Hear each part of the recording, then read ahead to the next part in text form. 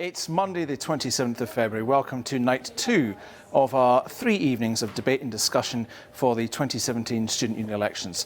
Tonight it's all about students who do things. This is activity night. We'll be hearing for the candidates hoping to get on the activity zone, the candidates wanting to be the Society's Exec Chair, and of course the Team Surrey Chair. At the end of the night we're here for the candidates for your next VP activity. Thank you to everybody who contributed last night on Twitter and on Facebook. Use the hashtag SurreyDecides. But now it's time to go up to Rubix live for the first in tonight's debates, Activity Zone.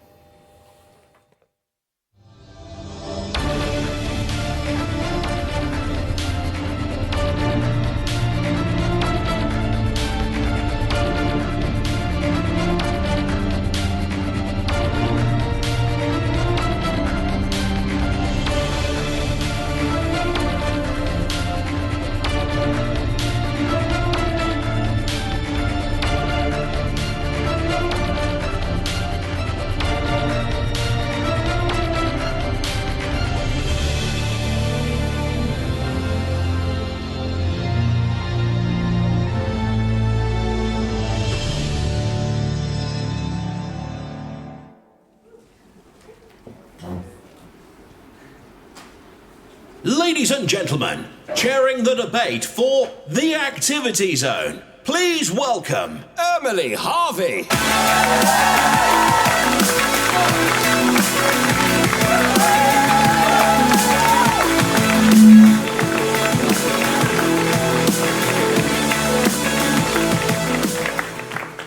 Good evening, everyone. How are we all feeling tonight? Good? Good. Want to hear you loud and clear tonight, okay? Okay, so good evening everyone and welcome to the second night of SurreyDecides question time. During this evening's debates, we're all here to find out about the students who have put themselves forward to be your representatives for the years to come, to help you decide how to cast your vote when voting opens. We are not here to victimise anyone who has voluntarily come forward to give something back to students at Surrey. We encourage all students in the room and watching online to submit questions to Twitter and Facebook using the hashtag SurreyDecides. And we did actually trend last night at London for SurreyDecides, so let's get that going again tonight. However, please be aware that any form of hate speech or abusive language will be taken very seriously. Following some feedback from last night, we also want to explain the role of each chair, like myself. The role of the Question Time Chair is advertised to all students across the union channels. This means that any student could have taken up the role. The role is completely voluntary, and we have all spent time preparing questions. Our role this evening is to help you scrutinise your next potential student leaders. As they will be representing you, it's important that we find out more about their motivations and what they stand for, especially those officers going for the 5 full-time paid position roles at the union. Thank you for listening, and please join me in welcoming the candidates for the Activity Zone Committee.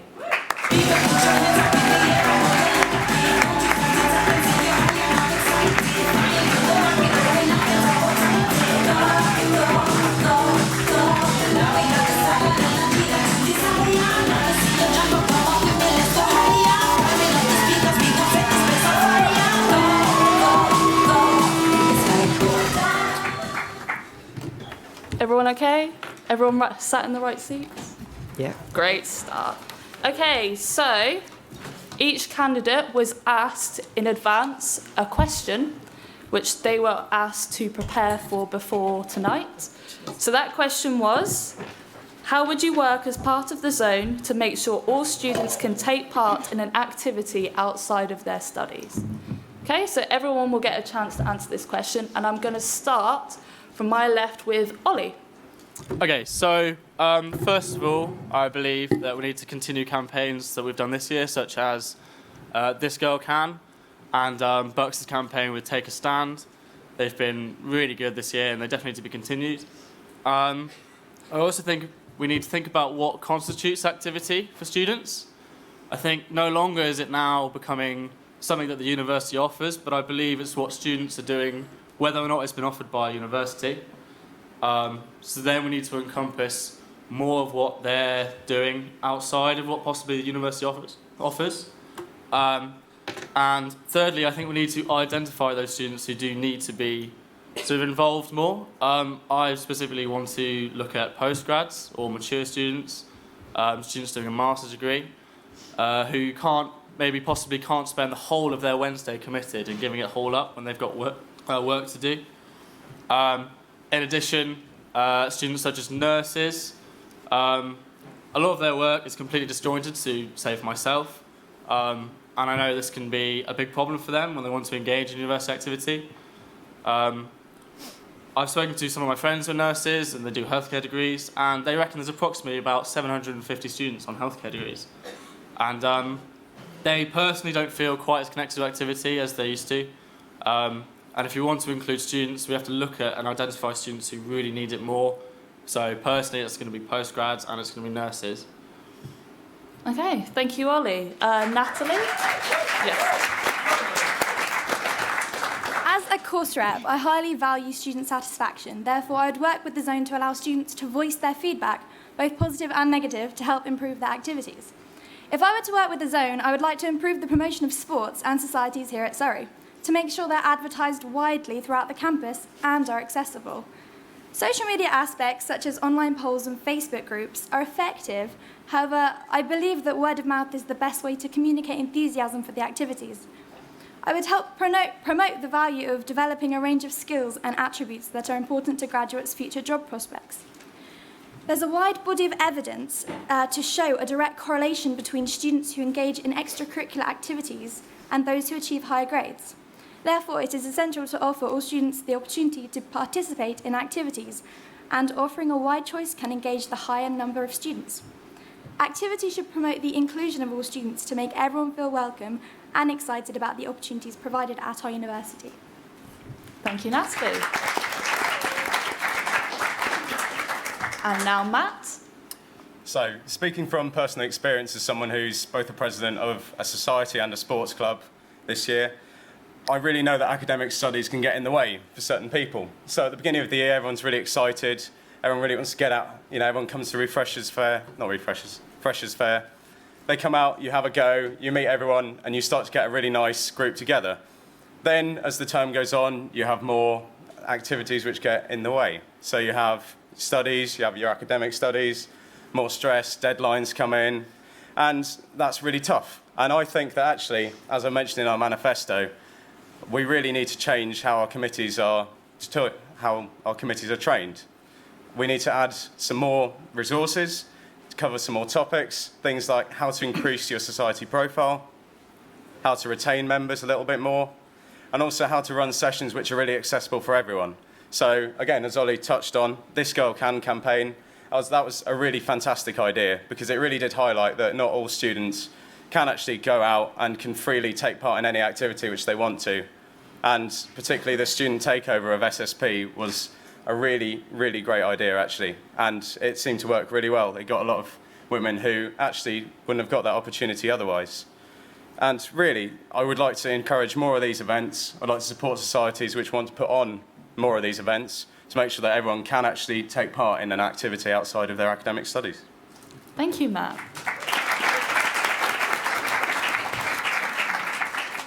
And now Laura. Yeah, I think this is a good question because I strongly believe that activities should be accessible to everyone because they're not just a way to keep fit or socialize or have fun. They're a way to they help coping with stress and they can develop important skills that may be useful in the future for our careers. So when I was first giving this question, I started overthinking it. I have to admit it. I could not find a satisfying answer, or at least not satisfying for me. I hope that if I get elected, I'm going to be able to answer this other question. Why students do not or can't participate in extracurricular activities? I think before acting, it's important to understand why students don't get involved or they can't get involved in order to push in the right direction to find a solution instead of making assumptions and going in the wrong directions. However, obviously, I came here with some concrete actions that I would like to taking considerations. Being founder and president of the Ice Skating Society helped me a lot understanding what students want and what students should have. The three important points in this, to me, are money, time, and commitment. About money, I can't promise now a reduction in fees for the sports park, for example, because I should do more research about that. But I saw the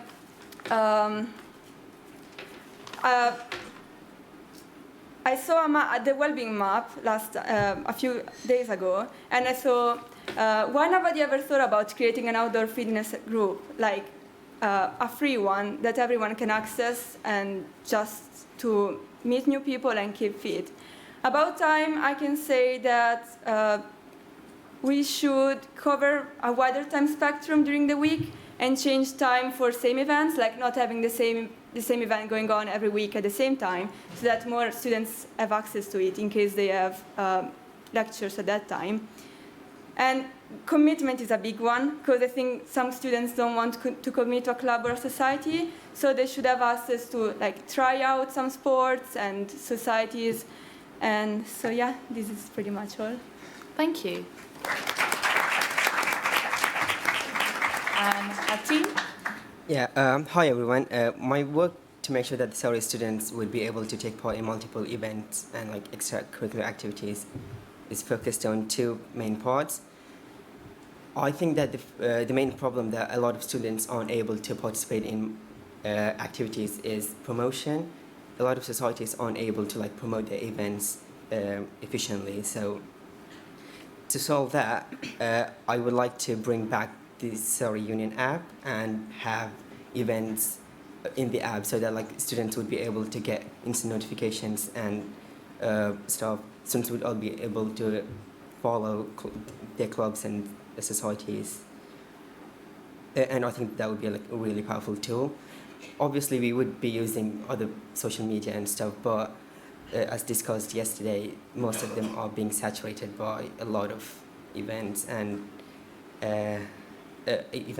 activities. So having an app would... one other thing is that societies would benefit using social media if they have a big follower base. The problem is that most societies do not have a big follower base, except a few, a few big ones. If you have an app, you get access to the whole student base, and you can promote to anyone who uses the app. So that's a good thing. Secondly, the union has done a very good job with Give It a Go and other activities, as they said. But I want to improve that by making it more flexible.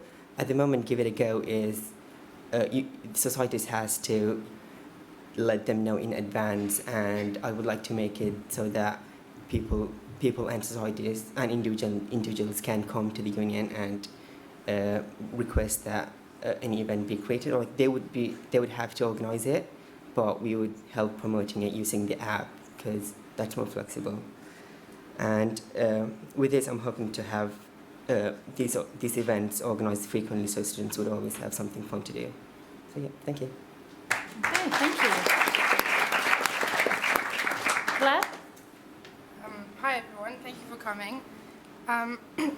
As a first-year student, it was only a few months ago that I was facing the challenge of trying to join a society and finding my place at university. I'm now a member of the women's rugby team. It has improved my experience at Surrey so much that I can say that from personal experience, I care very much about student participation. The way I would go about this cause, I think, is by working closely with club and society committees and spreading awareness to those committee members, because I truly believe that is their responsibility to attract and welcome new members.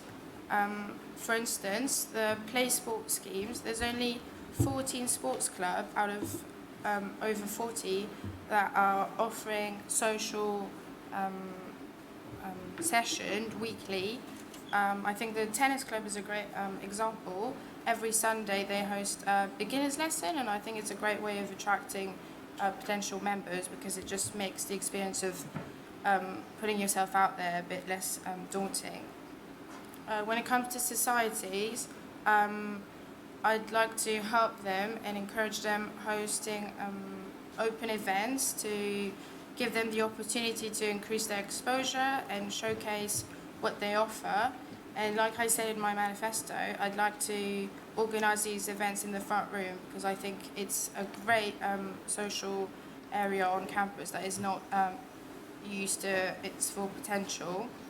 And I think I'd like to bring it to the heart of the student life on campus.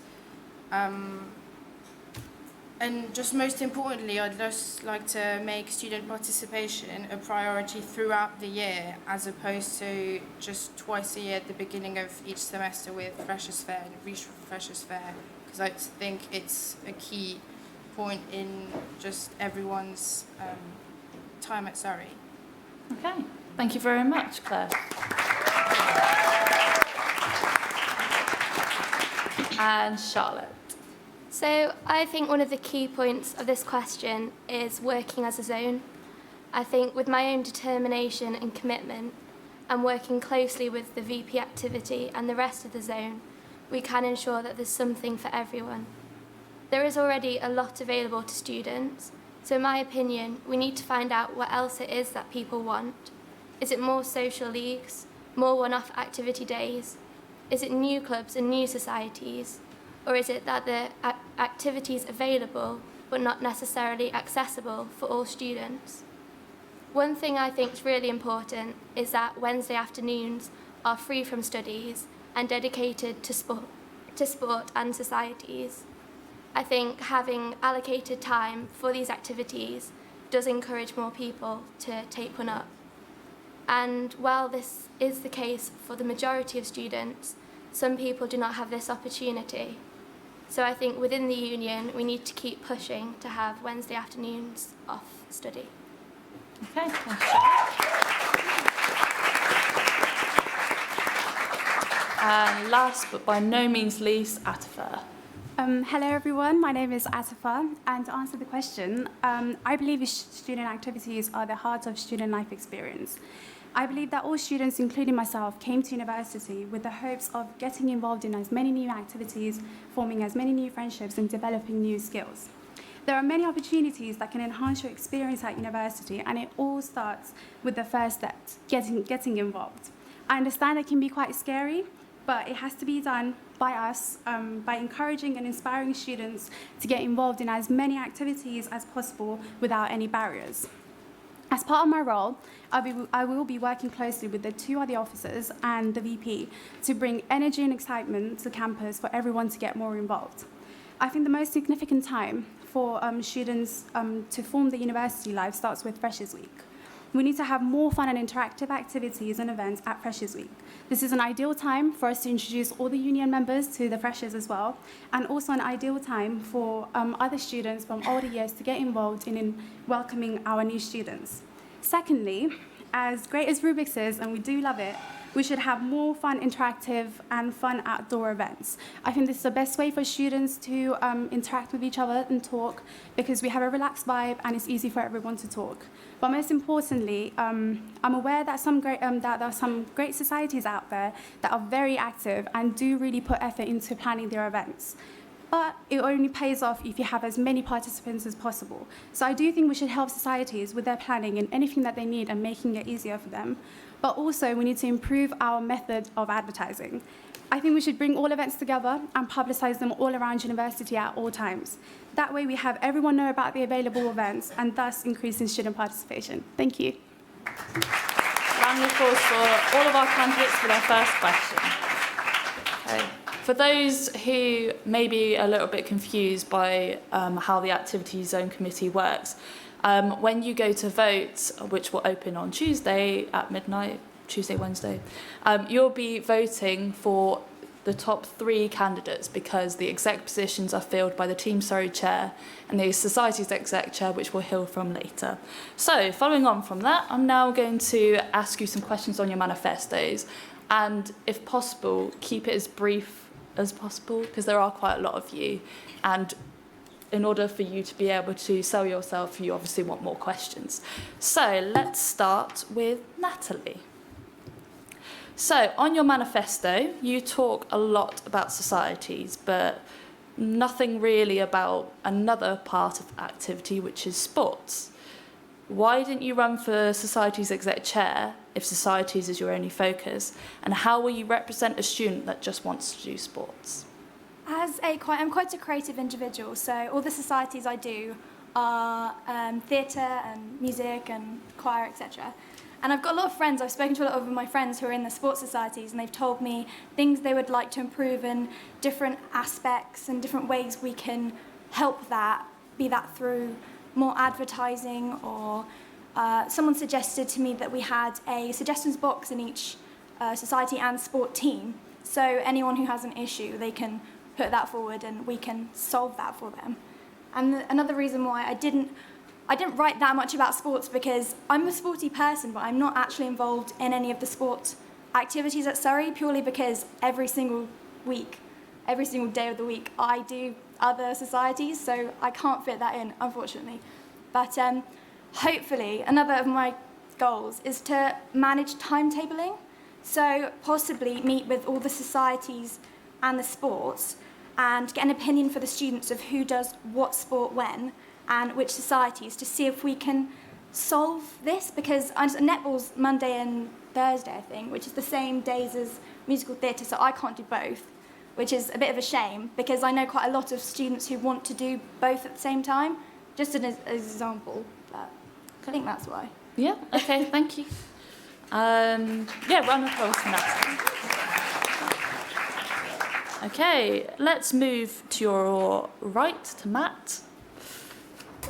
You mentioned that you will create a Refreshers Week. We have Refreshers Fair and Reading Week, so are you proposing that the union creates another week, or will this be an alternative to Reading Week, which is a week that a lot of students go back home away from Guildford? So it's Refreshers Fair isn't in Reading Week. It's usually the first week on the Friday at the moment. That's a good place to put it as it stands at the moment, but I feel like other universities do have a refreshers period which is much better. So it might be that you might not be able to join a society, or actually, well, going back to what you were saying, there might be too many societies or sports clubs which you might want to join. Maybe you find out that a couple of them aren't for you, and then after the first few weeks of term, there aren't any more taster sessions.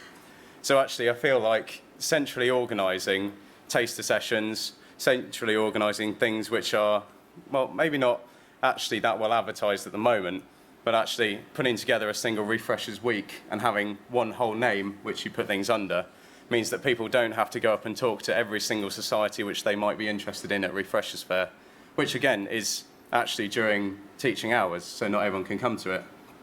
So yeah, I suppose my answer really, to put it in a short way, Yes, please. is that yes, it's really nice having it where it is, but actually we just want to create a place where societies can all advertise their own taster events, have 1 week where societies are really focusing on putting on taster events or social events. Okay, right, thank you. And yep. I'm going to go down to this end now, to Atifa. You say there'll be more consistent polls and surveys for more popular events. The union already receives feedback on what is popular using Tix2. Do you think that students will be willing to fill out surveys all year long? And what will a poll do that Tix2 can't? It wouldn't exactly be all year long, but I do believe we should have them more consistent in a way that we have some events that are very popular, but they only happen once in a year. So I think an easy way to go about this is to do it on social media. So Facebook, we already do that. So when you make an event and you put a poll there for your friends to just see it and vote for what they want to do. So I think we should do that, because people, even though it is available right now, not many people know about it, because not many people do actually visit the website. But if we do it somewhere like on Facebook or any easier way, we can get feedback and we can bring back the events that are more popular, and in that way we increase student participation. Okay, thank you very much. Okay, we'll move to your left to Charlotte now. Heads up, guys, this is your first website question of the the SurreyDecides. Every year, the subject of the Student Union website comes up, and every year there is someone who says that they are the person to improve it. How will you make it more user-friendly, as you've explained in your manifesto? So I think I have spoken to a number of students, and the general consensus is that it's outdated and that it's difficult to navigate. And I do think if we're trying to encourage more people to take part in activities, we need to make it easy for them to see what is available. So, I mean, I'm not the most creative person, but I think I can work with other people to make sure that it's easy to see what's available to students and talk to students themselves to see what they think of it. I think we can also update it regularly with perhaps fixture results and just news to get people involved who might not be involved in certain societies or sport clubs. Okay, thank you, Charlotte. Okay, we're going to move to my left now to Laura. You want to bring new advertisement styles to make it easier to track events. The example that you give is a news-style video. Are you aware that Stag TV already does this with News Bite and Sports Bite? How will you get students to interact with resources that are already there but they aren't aware of? Okay, when I brought up this point, it was mainly because I realized that Facebook is not effective at all. Like, how many times I really wanted to participate in activities, but I just lost track of them on the newsfeed because I received so many messages that it's impossible to keep track of all the events going on. So the first idea I had was the news style videos. Actually, I was not aware they were already, so maybe this is the problem. There are things, but we are not aware of them. And why students are not aware of them? Because they are made for students, and if students are not aware of them, what's the point? Another idea I had, other than the news style videos, was creating kind of a pin board to put in a special space on campus where you can go and check what's on during the week, so that even people who don't have access to internet or social media can still be aware of what's going on campus and all at the same time. And about going back to the news style videos, I think it shouldn't be something that there is just one person doing it.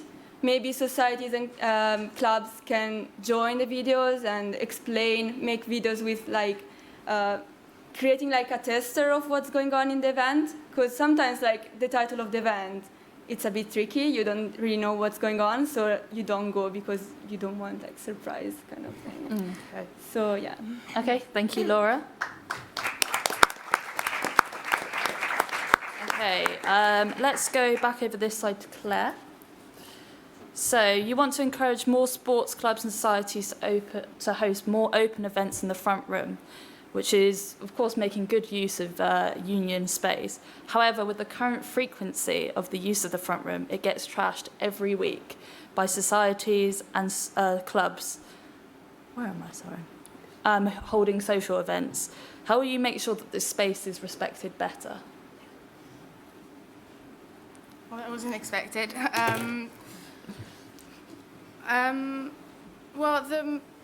I have to admit I'm surprised by the question because by talking to a lot of students last week, the message that I got is that most students are unaware of they're not unaware of the existence of the place. They know it's there, but unaware of the events that are going on, and don't see it as a very dynamic and social space.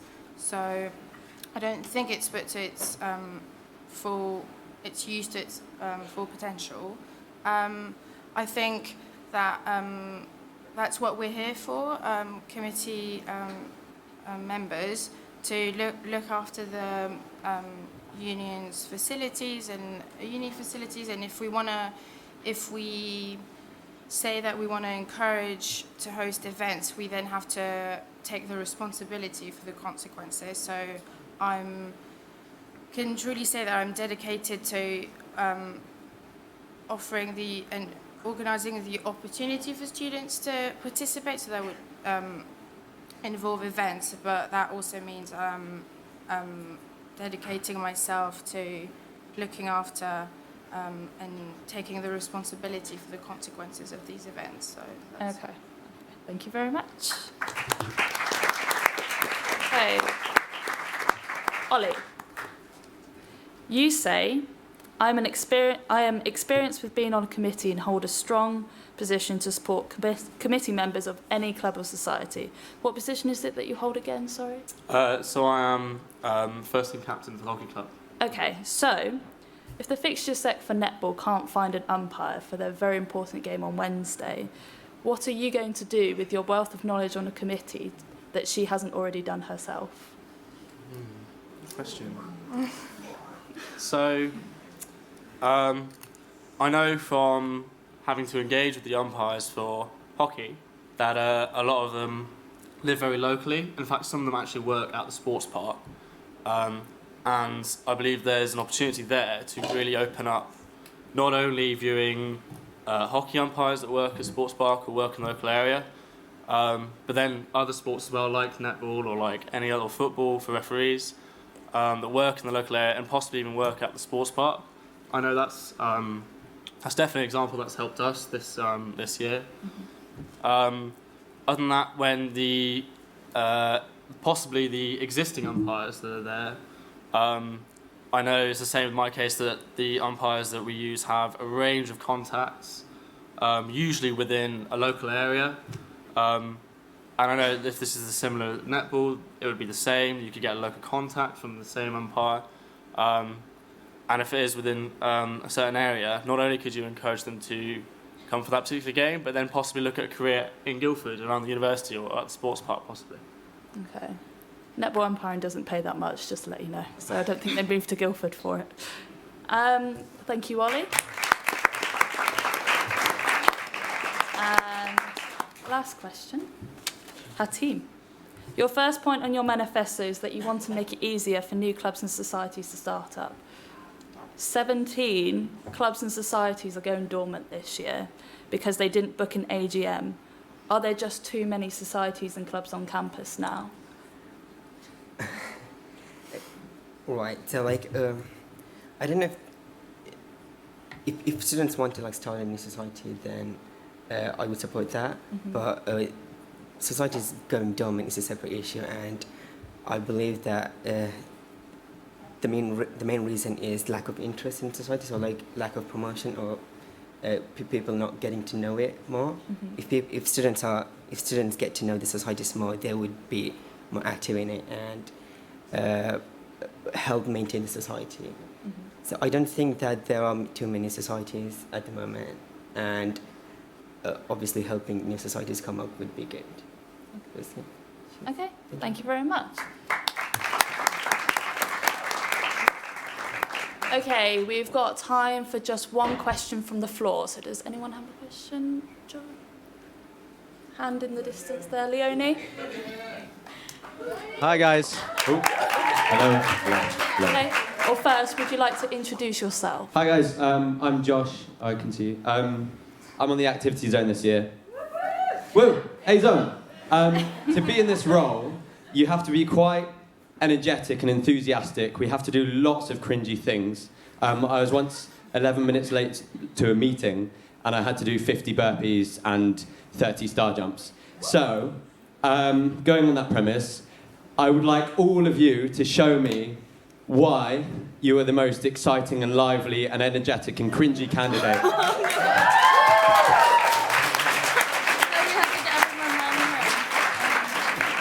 That's a very good question. I was going to say keep it brief to 30 seconds, but I think you're going to need less than this. So we'll start from this side. Can I just say why I'm suitable, or do I have to do something? Show me why you're exciting and energetic and cringy. Okay, I'm just going to explain it. So, well, I'm all for cringy stuff because I think I'm really excited to do this, and I literally never had a problem with talking to people, just going up to people, being happy, and I believe for this role, that's what we need. It's not necessarily, it is the ideas, but it's more that you have to carry out the work. You have to be the energetic one to go up to students, because students are usually shy, and I feel like I can go up to a student and get them to talk to me and possibly get them excited about some events. So I believe I can do that. I've always been able to do it, and I'm really, really excited to do it again at uni. Okay, Charlotte, just to remind you guys, please keep it as brief as possible. I think, to be honest, I can't think of something cringy to do on the spot because a lot of what I do, I seem to embarrass myself. And I think generally I am an energetic person. And if you talk to anyone, I always seem to just make a fool of myself but have fun by doing it. So I definitely think I could be energetic and, well, inspiring almost on the committee. Thank you, Charlotte. Claire? Is it okay if I stand up? Oh, of course you can. Can I have some music? Music? Yeah. Can we get Something music? a bit upbeat. Right. I think you might just have to do it without, I'm afraid. Oh, no music. Oh, okay. And you shall receive. If you high-five me, you have to vote for me.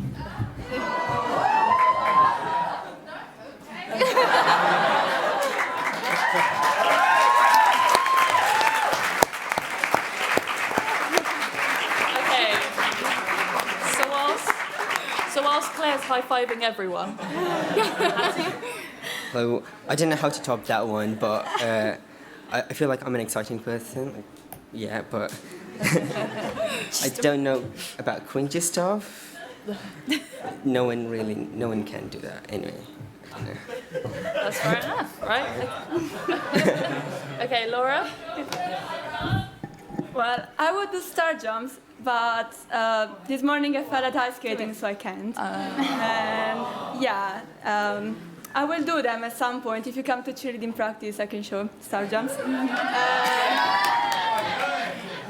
I think my manifesto talks by itself. I'm first year, I'm in TEDx, I'm in cheerleading, I'm course rep, I founded and I'm president of a society. I'm in cheerleading, I do ice skating in the morning. I think it pretty much talks by itself. Okay, thank you, Laura. Matt? Thanks very much for your question, Josh. Thanks, mate. That's really good. I don't think I'm going to jump up and start high-fiving everyone, I'm afraid.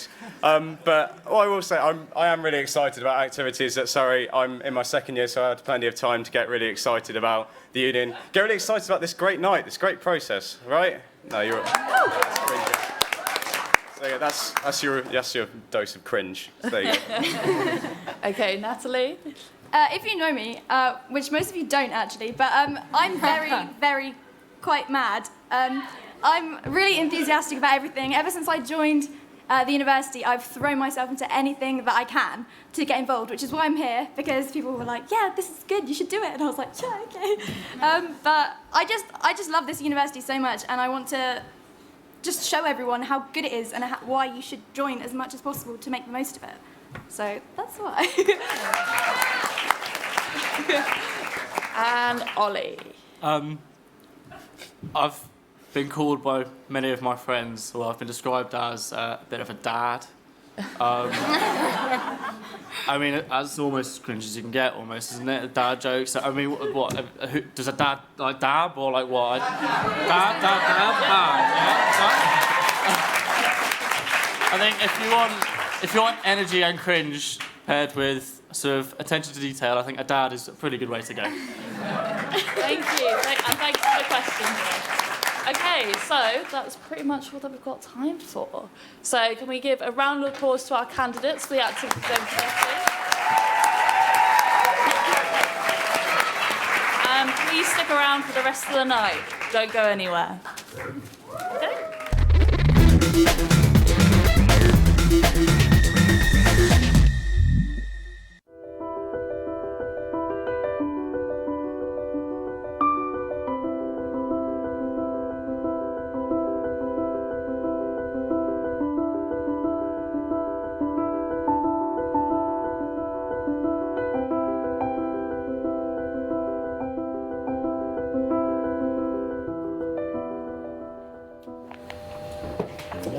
Well, there we are, our opening debate of the night for activity zones. So if you don't understand the way this works, each zone has 5 members, and when you get your ballot paper, you get to vote on your favourite or your least favourite from 1 to 5.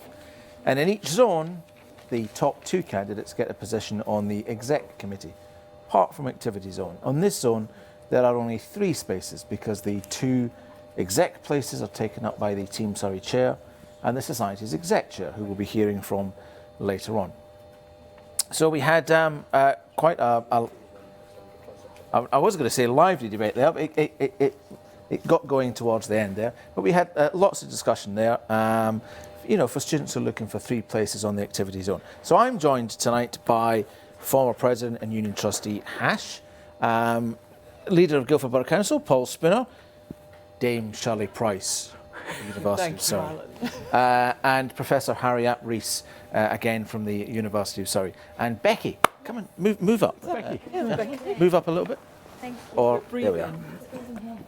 And Becky, what do you do? I'm Vice President Activity. Yes. So, we were all having a little look at the manifestos while this was happening.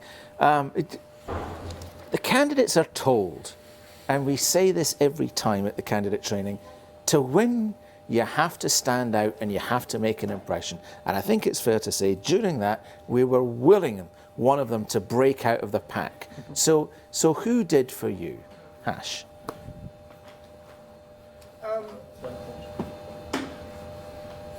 I think Ollie did, if I'm completely Yeah? I think Ollie did because I liked his opening statement.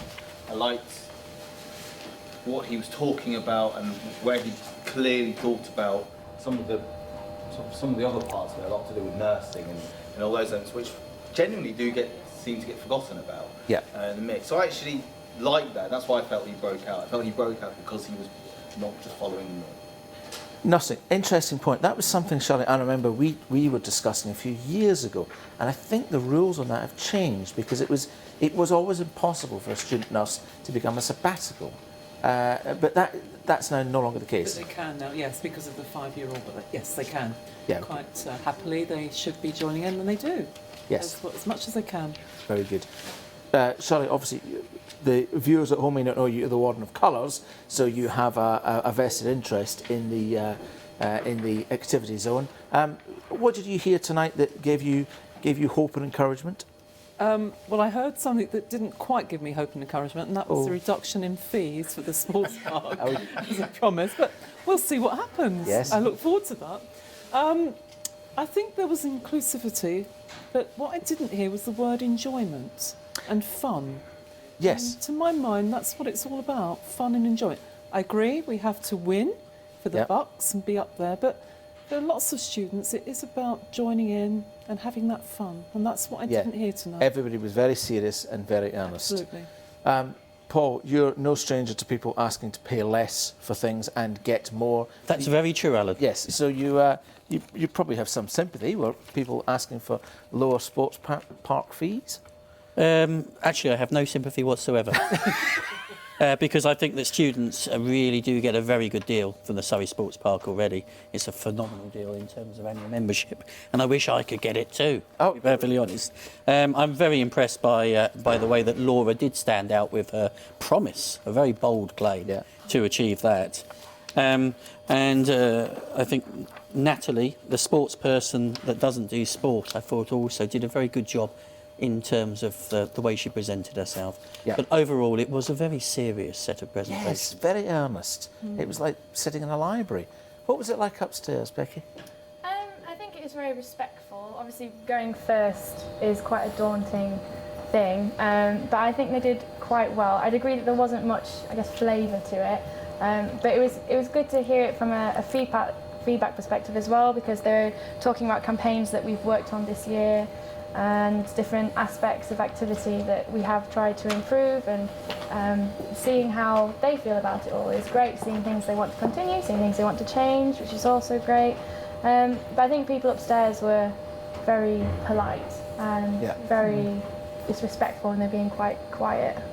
So maybe it's that as the night continues, maybe they get a little bit more talkative, ask a few more questions. More drunk, hopefully. Harry, one of your roles is to look after timetabling, and there's huge pressures on what everybody wants to do. In fact, I think somebody was going to have another week. We're going to have First University to have 53 weeks in a year. We are that advanced. But yeah, there's so many pressures, things that people are wanting to get into the university week, plus exams, plus time for marking, time for research, time for sport, time off on Wednesday afternoons. How difficult is it for you and your team to get all this and shove it all in a university week? It's very difficult. I mean, I think one of the candidates was talking about Wednesday afternoons, but I mean, they're already protected. So I thought it was quite a clever manifesto promise you can definitely deliver because it's already in place. Although there are, I mean, because there are some people that, some lecture events that creep into the Wednesday afternoons that happen in semester one. Well, yeah, one or two one-offs, but on the whole. And then there was discussion about Refreshers Week, potentially moving Refreshers Week into Reading Week, wasn't there? Yes. One of the candidates was talking about. I think that would be difficult because, you know, there are activities that happen in Reading Week. It's not supposed to be a holiday. It's supposed to be working during it. So the answer to your question is it is quite difficult to timetable events, but leave enough time, obviously, for really important activities, because what we're discussing are really important activities that are outside the curriculum, but are really important in terms of. And there wasn't much talk about that, was there? In terms of, I think couple of candidates talked about, you know, the skills and you learn from activities and dealing with stress, but these are important activities you need to make time for, aren't they? Mm-hmm. Yeah. Becky, you didn't come up through this zone structure. You transitioned in. Is this something that you would have done as a student? You became Society's chair, didn't you? Yeah, I became Society's chair in my second year, but it was when the process was different, so I had to stand at Society standing and say, I'd like to be your chair, and then they voted in the room, so I didn't have to go through such an intense process. I think that it is quite a daunting task for students, but I'd like to think that I'd have still gone through it. I did obviously, that's why I'm here as well, so I did manage to get through it. Tell us a bit about what the zone do week to week.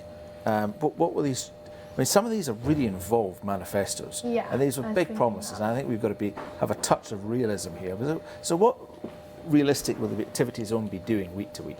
Yeah, I think one of the candidates listening to them, they hit the nail on the head in regards to saying I would work closely with the VP activity because they obviously recognise that they can't do all this by themselves, but working as a team and working with their sabbatical officer, they can try and resolve these issues because obviously they are part-time, so they're doing it alongside their studies.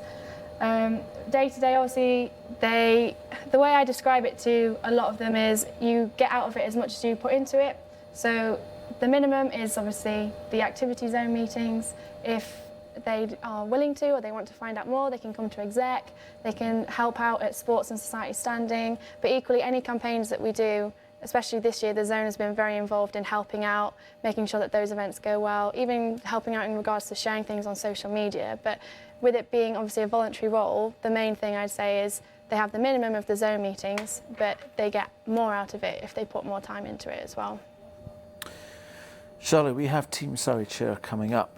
We've worked with Hannah this year, who's done some great stuff. She was involved in This Girl Can, she did some stuff around Christmas, and she's been a really great ambassador for student sport. What will make a Team Surrey candidate stand out for you? Enthusiasm.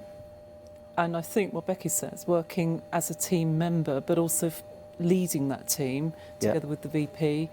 And, well, I think somebody who's willing to give up some time and work with the sports group that are over there, and all sports, and ensuring it's not just the competitive side of things. Hannah is very clear that it's not just the competing side, it's a social event, and making sure it's very inclusive. So inclusivity, I think, is important as well. Yeah. Paul, I remember one of the candidates was talking about using Spectrum more. Spectrum is something obviously we used to have far more with, but do you think there's scope for more collaborations between the university and, there's always talk about Guildford Football Club, we were talking about Guildford Running Club, where there isn't one. Is there more we could do? No, definitely. And I think it's very important that we need to continue to work on participation across town and gown. We need to really take advantage in many ways of the fantastic opportunities that exist here with the Surrey Sports Park. A few days ago I enjoyed the basketball in a very big way. You know, it's very, very good. Spectrum, great facility at its time. We're currently looking, of course, to knock it down and to rebuild it and create something even more special. But we shouldn't be doing that in direct competition with what's here in terms of Surrey sports park. So we need to work together to get the best out of those two venues. Yeah, so you could add the two places together, and Guildford as a whole has a fantastic set of facilities. Exactly. Hash, you remember when it was Unisp, it's now the Ivy Arts Theatre, and it's crazy to think. I mean, if there's any students wondering what it used to be like, just go to the Ivy Theatre and remember that that was the gym. Without aircon. Without aircon. So, I mean, it's astounding how far it's come, isn't it? It's like night and day. You can't even comprehend the difference between what you have facility-wise today and what existed. What existed back in the day was a set of, sort of thrown together machines, you know, very, very enthusiastic, very capable staff who wanted to get the most out of all of that equipment, but it didn't. But it never lived up to it. And I remember when the then Vice Chancellor, who was coming in to do his interviews, said to us, I will make a 50-metre pool in Professor Snowdon. And we all kind of laughed and went, sure you will. Good luck with that. But, you know, look at where we are today, and it is a world-class facility, and I think it's incredible what's been achieved in such a short space of time. And crazy. A lot of the time now, it's too small. We were talking about this the other day. Yeah. How do we create more capacity in Surrey Sports Park? I mean, that's incredible, because I remember going around it when it first opened and think, this is amazing. There's so much space for everybody. I mean, I'm clearly there all the time. But there's a great buzz. I mean, you go over there on a Wednesday afternoon with all the teams, and it's great the way that the away teams and the home teams, but particularly the away teams, are now welcomed. Yes. There's a desk and there's students welcoming all the away teams, and it's great, fantastic buzz, and I'd recommend anyone, staff and students. Royal Holloway. Quick plug, Becky, for varsity. Yes. When is it? What is it? Yes, so in the past we've been against Kingston, as I'm sure you remember. We beat them just about every single time. So we're now going against Royal Holloway, which are new varsity competitors, and we're going to have a little bit more information later. They are a tougher opponent. Yes, they are. I wouldn't say we've given up. I'd say we've... A student put it quite nicely, actually. They said, we've defeated the cougar and now we battle the bear. So I was like, I like that. Oh, so, nice. yeah, that's the take that we're going with. We have to beat Royal Holloway, don't we? Oh, I hope so, yeah. Let's hope so. How do you get on with your colleagues in Egham? That's where, because I think we've got the mayor coming down from Royal Holloway as well, haven't we? And yes. We've got the Guildford mayor. Yeah. So they're both going to be there. They don't know it yet, but they're going to start the march with an arm wrestling. I don't know, I just said that.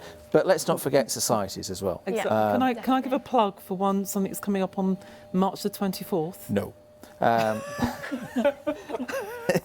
Yes, of course. And I think it's very important because we have a star in our midst. Professor Reese, who will be dancing at Strictly Come Dancing. Yes. Strictly Come Surrey. Strictly Come Surrey. So are you judging? Please come along. I am judging, yes. Fantastic. Looking forward to it. March the 24th. 7. Well, that is lovely because that's completely society-led. That's Latin and Ballroom Society. Latin. Very brave. They're actually a sports club. What, sorry? Yeah, Ballroom and Latin actually a sports club. Yes, they are. Yeah, sorry. They are. Yeah, yes. I just needed to correct. Sorry, yes. you are absolutely correct. Formerly a society. Society still get nothing. But even so, it's a fantastic opportunity to see another type of sport event. University societies are something that's quite unique to university, clearly because it's something in the name, university societies. But I mean, why do we bother having them? Why not just come, study, get it? We could have one of the new government fast track degrees, £14,000. Do it in 2 years and not bother with any of this extracurricular nonsense. Why is it important? Because university is about the university of life. It's learning skills that you take away.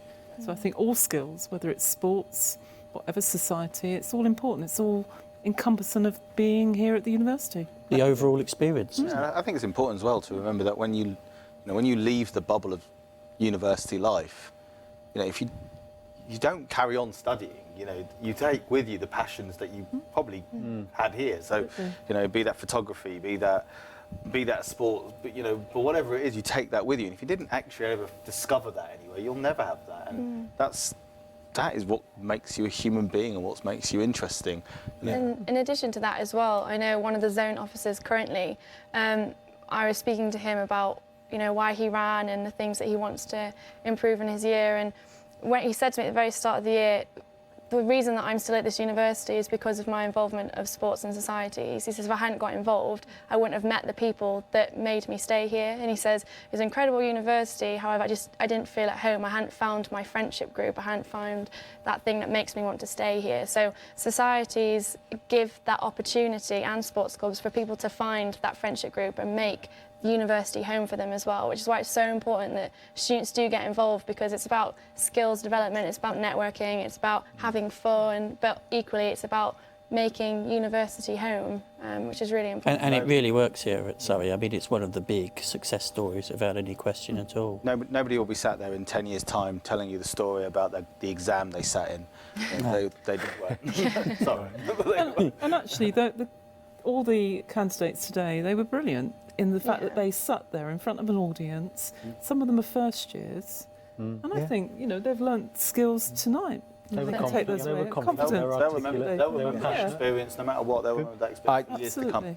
The one thing that we try and get across, and I just wish more people could take advantage of it, is that taking part in these elections sounds really corny, not about the winning. For some people, it is about the winning. For a lot of people, it's the experience, because once you've done that on stage, you can tackle. You will know, Paul, you have to start somewhere before you can get to Guildford Borough Council chamber. I mean, you get thrown this all stuff from all sides. It has to start somewhere. And this is absolutely ideal place to start. It's a safe environment. Yes. You get helped along it. Before you enter the bear pit of life. And again, if we look at the confidence, from almost everyone that is up there, it's really quite incredible. Very impressive. And we mustn't forget the audience, both here and watching, because they're supporting all of this, and I think that's great. They've been very supportive on Twitter. It's something to be very pleased about this year. Anyway, we've been talking about the activity zone, and we've been talking about societies, and now we're going to talk even more about societies, because we are going to go upstairs for our second debate of the night, and that is for the position of Societies Executive Chair.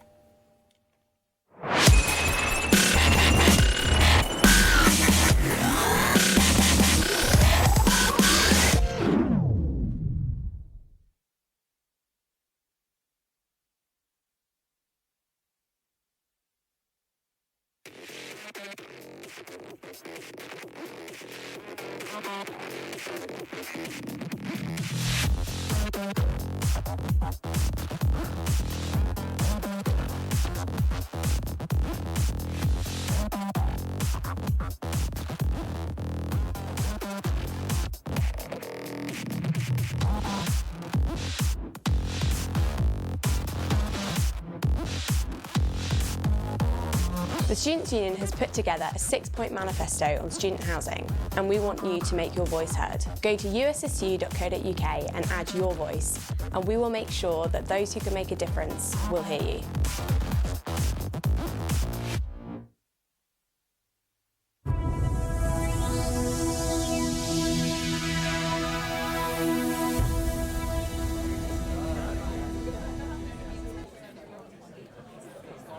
Ladies and gentlemen, chairing the debate for Society's Exec Chair, please welcome Marek Hubble.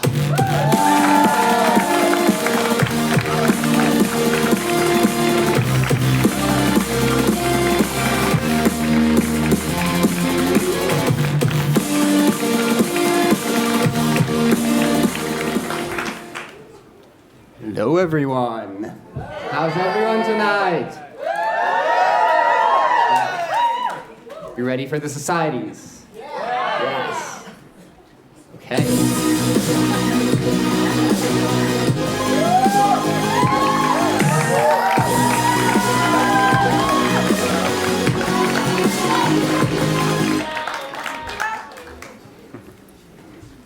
Okay. So, do we have Jane? Hello, Yeah. Jane? Hi. Hi. Do we have Katie? We do. Hello. We have Riddish. Hello guys, good evening. Okay, so to kick off, every candidate, or all the candidates have prepared for this first question. The question goes, this year, 17 societies have gone dormant because they did not book an AGM at the appropriate time. Is this a sign that we have too many societies and not enough students to keep them going? Could we please start on my left with Jane? Sure. So I do agree that we have a lot of societies and we do not have enough students who are interested in keeping them going. But as I say in my manifesto, I want to increase the involvement. And if we get more people involved in activities, then we will get more people interested in running the societies. So, yeah. Thank you.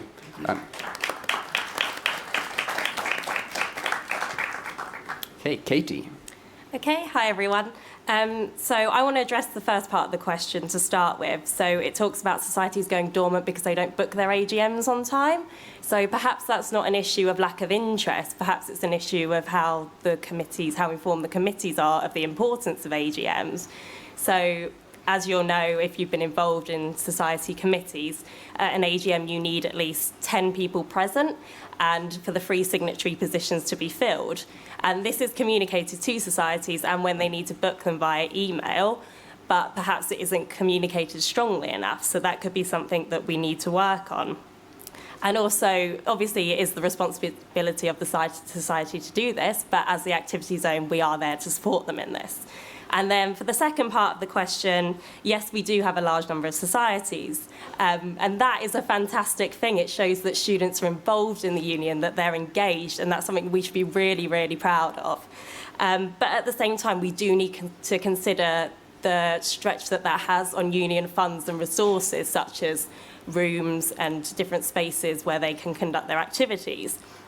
So one of my manifesto points is that before society standings, we give an agenda and a little information sheet about the new societies that wish to be ratified.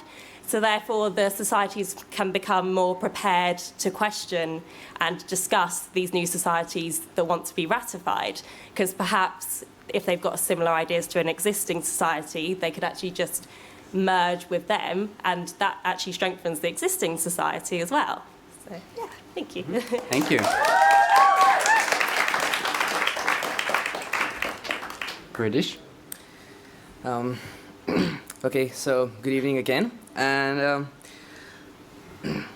according to the question that was phrased, I believe that 17 societies going dormant is just irrelevant of the fact that students are not partaking in the societies, or probably there is what I believe is that the signatories or people involved in the committee might not have been aware of the bylaws or the rules that are given to us in the beginning regarding AGMs, and that also another reason could also be that they probably could have failed in providing an annual report, or due to which they could get disciplinary action. So that out of that fear, probably they could have not booked an AGM. But definitely there are students who are really interested in societies, and I don't think that there are too many societies, because that's students should be encouraged to ratify new societies and try out new things and expose new areas of where people can do activities, people can have interests in. So that's why we have more societies, and I don't think dormant societies have anything to do with that. So thank you.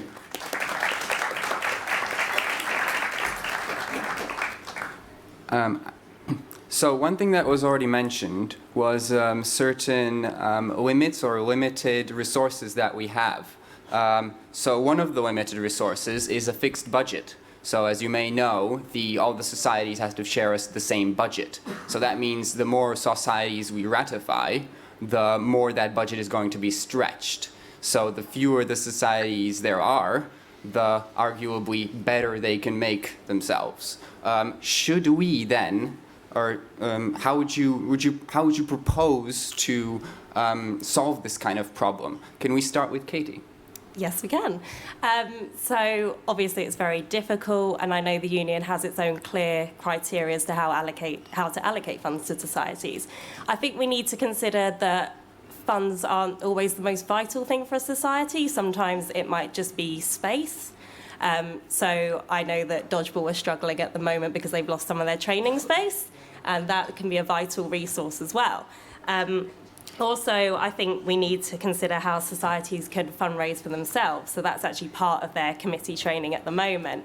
And schemes that have done very well are such like crowdfunding, people just doing bake sales, sort of giving members discounts like, well, selling bar crawl tickets, things like that. Just little things can really help. So it's very hard for the union. And obviously, like I said, well, yeah, we are stretched at the moment, but there are things that the societies can do themselves.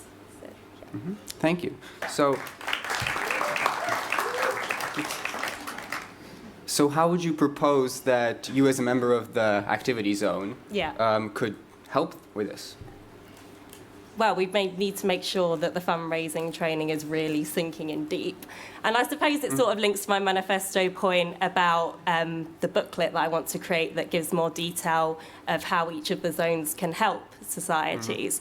So, for example, if a society wants to get involved in like maybe a demonstration up in London or something, or go to some sort of like trying to think of the right word, conference is the right word, then I know having been on the voice zone, I know that if their reasoning, if it can be justified, the voice zone will give them some money for that.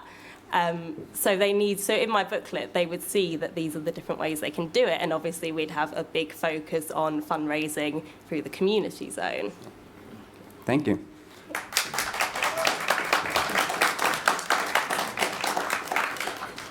Go over to Ridish now, please. Thank you. So answering to your question, yes, I have been, I have personally experienced the dilemma that we have faced as being a VP of a newly ratified society, that is Bollywood Dance Society, that we've been allocated minimal funds, and that is due to new societies getting ratified and the budget being stretched. But definitely, we have discussed a lot of methods, and that's what I would love to implement as a society exec chair. That I would definitely, which is part of my manifesto as well, that to be involved in helping societies to raise funds in ways by crowdfunding, as Katie mentioned, and also by introducing these societies, newly ratified societies, to other societies. So, which is also part of my manifesto, which I mentioned was collaboration. So, society should probably be introduced to other societies of similar interests, by which they could be helped financially, or could be helped how they could actually efficiently run their society by having funding done from organizations, or by crowdfunding, or even we as society had decided of doing a flash mob to raise funds. So there are various number of methods that you can actually raise funds, and that actually brings out the creativity in societies to engage into more activities by which they can raise funds for their society than just relying on the society, on the union to raise them, fund them. Mm-hmm. Okay, thank you.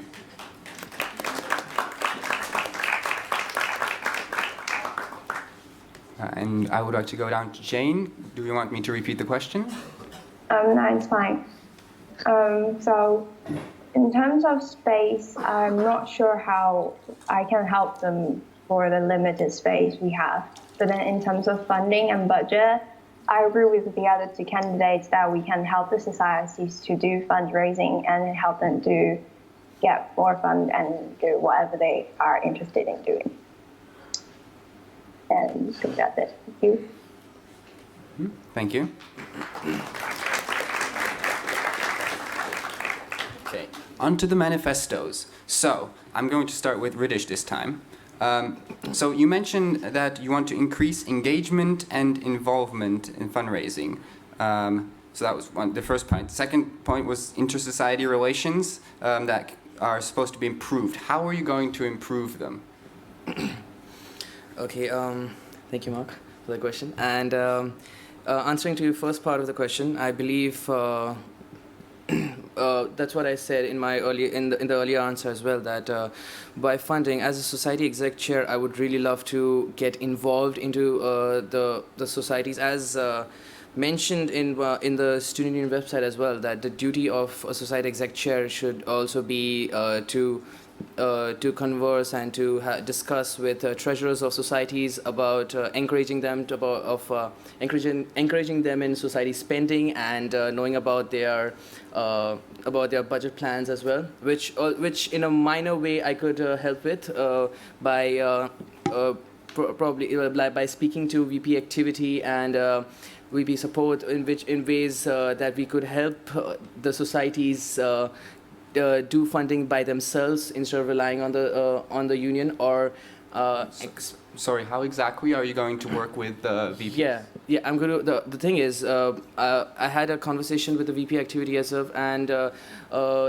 it's funding is not basically a minor issue. So I would have to collaborate with the VP to come up with a solution, and I would love to do that in ways where society has come up with ideas like Kitty earlier mentioned, was like bake sale and crowdfunding, and probably ways like flash mob, which I mentioned earlier as well. So these are definitely activities, and they are also methods of getting funding in most innovative ways, where we could actually explore more community events and more events outside of the university, besides just internally. And to the second part of your question, sorry, I don't think we'll have enough time for that. Oh, that's Thank fine. you. That's fine.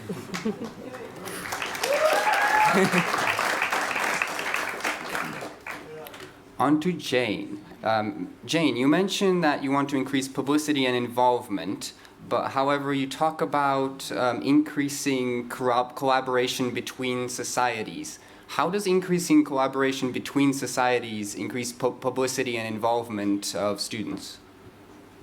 So I believe having collaboration in events between societies, you get different targeted audience. So for example, if Taiwanese society, which I was the president for, collaborate, say for example, Abacus, then we will get both members from Taiwanese society and Abacus together. And we might attract more people because this is a collaboration event. But besides, it's a one-time event. It's not a long-term commitment. People might just attend to the event. I believe it has a more it's more attractive than being to commit to society. Mm-hmm. So what I understood by this point was that you would get more people on board, or people that aren't in societies now, to join societies, rather than people who are already in societies joining more of them. How exactly are you going to do this, or did I misunderstand the manifesto point? Yeah, you have my point correctly. Sorry, I don't understand what's your question. So there are people who are involved in societies and people who aren't involved in societies. I understood by your point that that you want to involve people who aren't in societies now to become involved in societies, rather than involving people who are already members of societies into more of them. My main focus on this manifesto point is to get more people that aren't involved in the societies to get involved. But at the same time, it will get people to involve to more societies if they are already involved. And this also goes back to the pre-prepared question, that if we get more people involved that aren't currently involved in societies, then we will have more people interested in running the societies and keeping them going. Okay, thank you.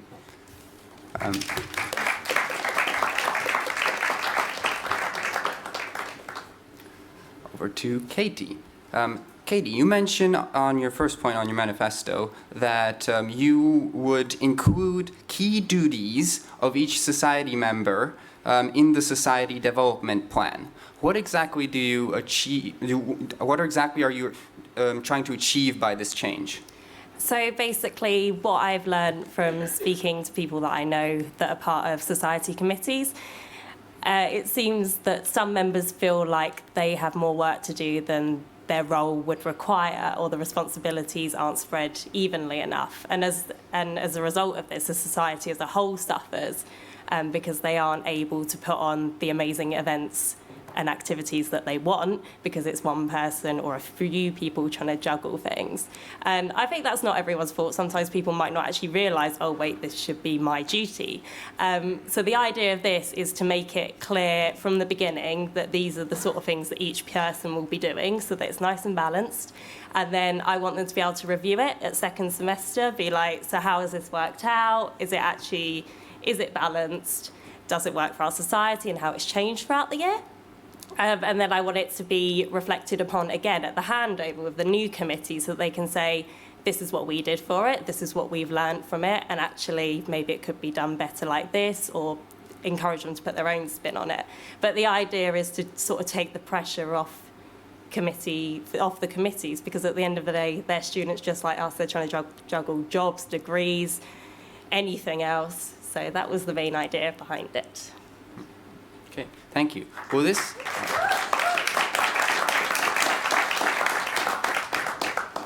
this not put maybe a little more pressure actually on all the members of the committee, because now they have to fulfill a certain role that they've prescribed at the beginning of the year?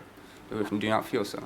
I would not say so, because there's no requirement like you must do this, you must do that. And the point is, that's why it's reflected upon, because you can say, actually, you know what, I still feel like this is too much for me. I'd rather, do you mind taking that? Someone else might be like, yeah, I'm handling mine all right, let's do that. So that was sort of the point of reflecting upon it. So at the end of the year, you're like, oh God, I haven't done half of my things, but that's because I've had too much else on.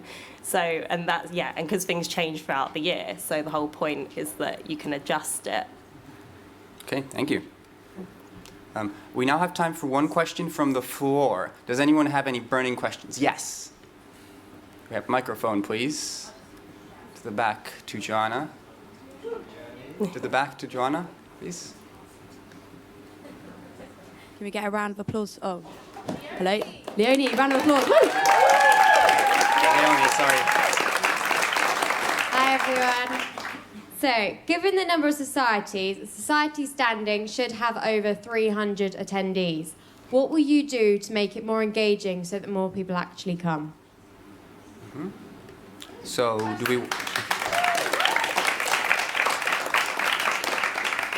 Can we start with Jane again, please? Okay, so from my past experience of attending society standings, it's really long and boring, to be honest.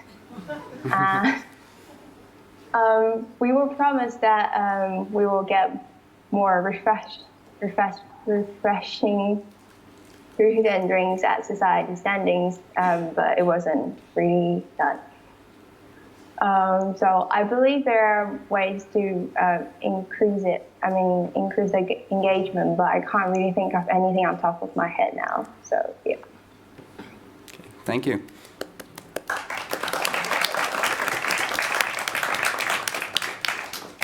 Okay, Katie? Yes, I like this question because it relates to one of my manifesto points. So that's my whole point about sending out an agenda and the information sheet about societies wanting to be ratified beforehand. It means that the union, and myself as Society's Exec Chair, will put more effort into making an interesting and engaging agenda. We want things that are going to want people to show up. They'll see something on it, be like, oh, I want to hear more about that. That's what we want. And also they'll see the societies that are going to be ratified and the fact that they'll have their chance to have a say on them. Because, sometimes it is in the evenings and they can overrun quite frequently, and I think that does put people off. But then if you've got this clear set out agenda, that's less likely to happen. And if people have prepared questions beforehand, it's also less likely to overrun as well. So I think that will encourage people. I think that should make it more engaging, hopefully. Thank you.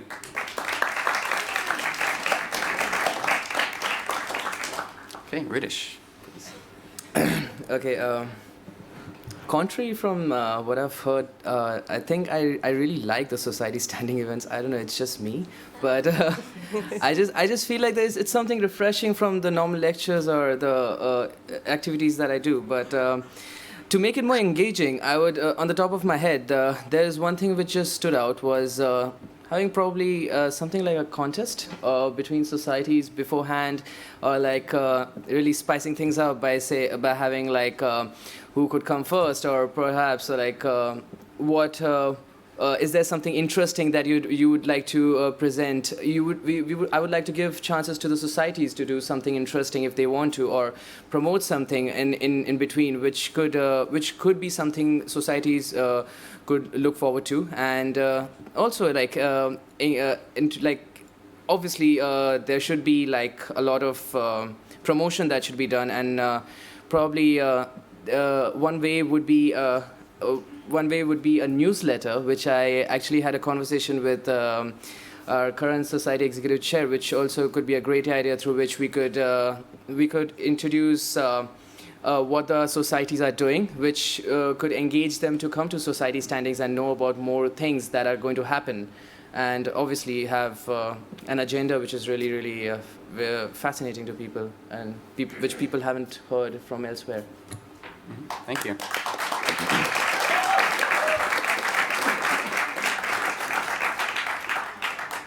Do you not feel that we already get quite a few newsletters and emails already, especially on society emails, which sometimes you check more often, sometimes you check less often? You shouldn't.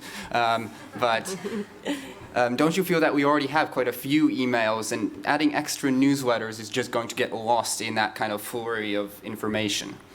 Just quickly, please. Yeah, no, I do agree that there are a lot of newsletters, and honestly, not to be offensive, but I actually do not find the time to read everything that comes in a mail or in a newsletter. But despite of that, I feel this kind of newsletter for only societies basically could be really interesting, because I myself personally I'm really engaged with societies, being vice president of 2 societies already, that I believe I really am interested in what other societies are doing currently, and a newsletter could really be that approach to societies to know what other societies can do if they have similar interests, which also steps in to part of my manifesto's points. So I think a newsletter just for the societies could work really well, and that is definitely a thought for now. Mm-hmm. So I hope that I could actually make that work. Thank you.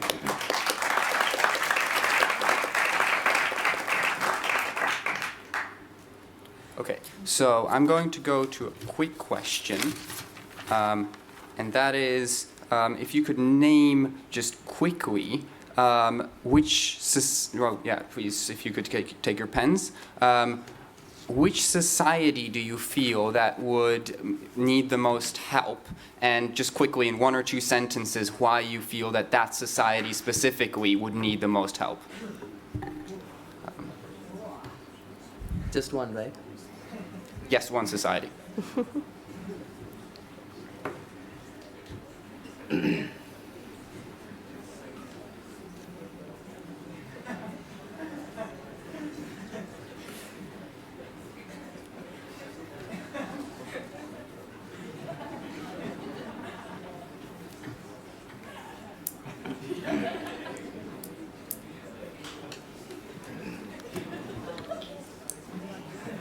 Are we all ready? Jane, are we ready? Yeah.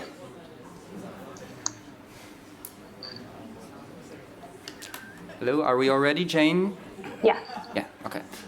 So, could we please start with Katie? Just name your society in just 1 or 2 sentences about why you feel that way. I said dodgeball. Probably I do know quite a lot about dodgeball, so perhaps that's why, but they've got a lot of issues at the moment from what I've heard. Like I mentioned earlier, their lack of training space, which is going to have a huge effect on how they conduct the rest of their activities for the year. the fact that they do 2 training sessions a week at the moment, now they have no space to do them, and I think that's a really pressing issue because they can't conduct the activities that they're meant to do. They're dodgeball and they can't play dodgeball. And also because they were part of Team Surrey now, and then they were part of Team Surrey, and now they're not again. I think it's a bit disheartening for them, and I want to know that we love them being a society, and societies are great as well. So, Thank you.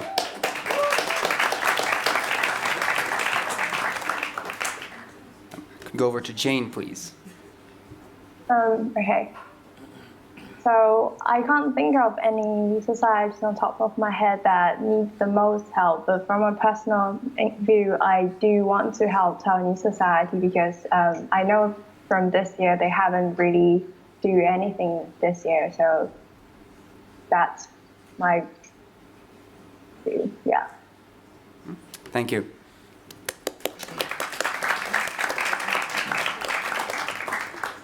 And British? Yeah, this question is right up in my alley right now. I think the one society that would really need a lot of help currently would be Bollywood Dance Society, because primarily we run Bollywood dance classes, which is really popular, and we've had a really good intake. But the issue is that there is this competition, Battle of Bollywood, which is a UK recognized competition, and due to which their practices seem to clash with the timings that we've been having for our dance classes, and we've had issues with our training spaces as well, because currently we've been using rooms and halls in the GSA. So, and besides that, a funding request would also really help a lot, because we've been running on minimal funds, just on bar crawls, and we're not charging for our dance classes as well. So definitely the Bollywood Dance Society would require some help in that area. Okay, thank you. So before we wrap up, I would like to ask every single all 3 candidates to sum your campaign as a name of a society. So if for your campaign were a society, what would your name be? You can take a couple minutes if you want. Okay.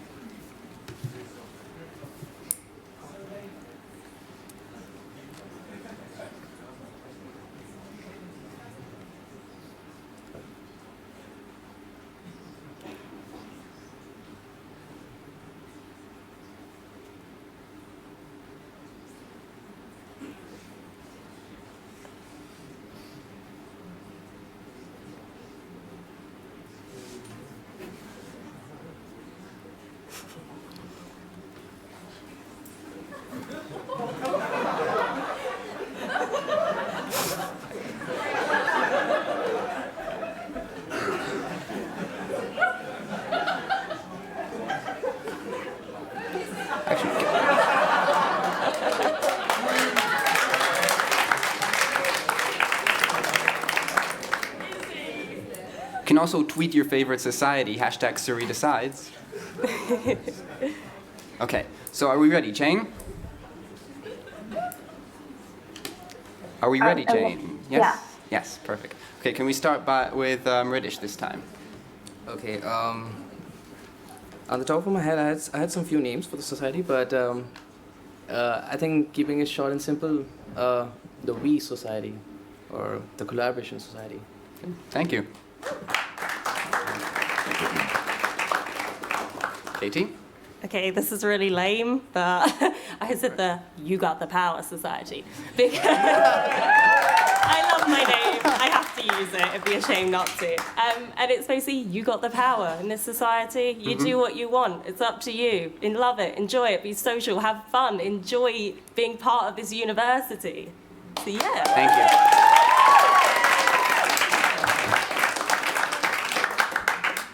Jane?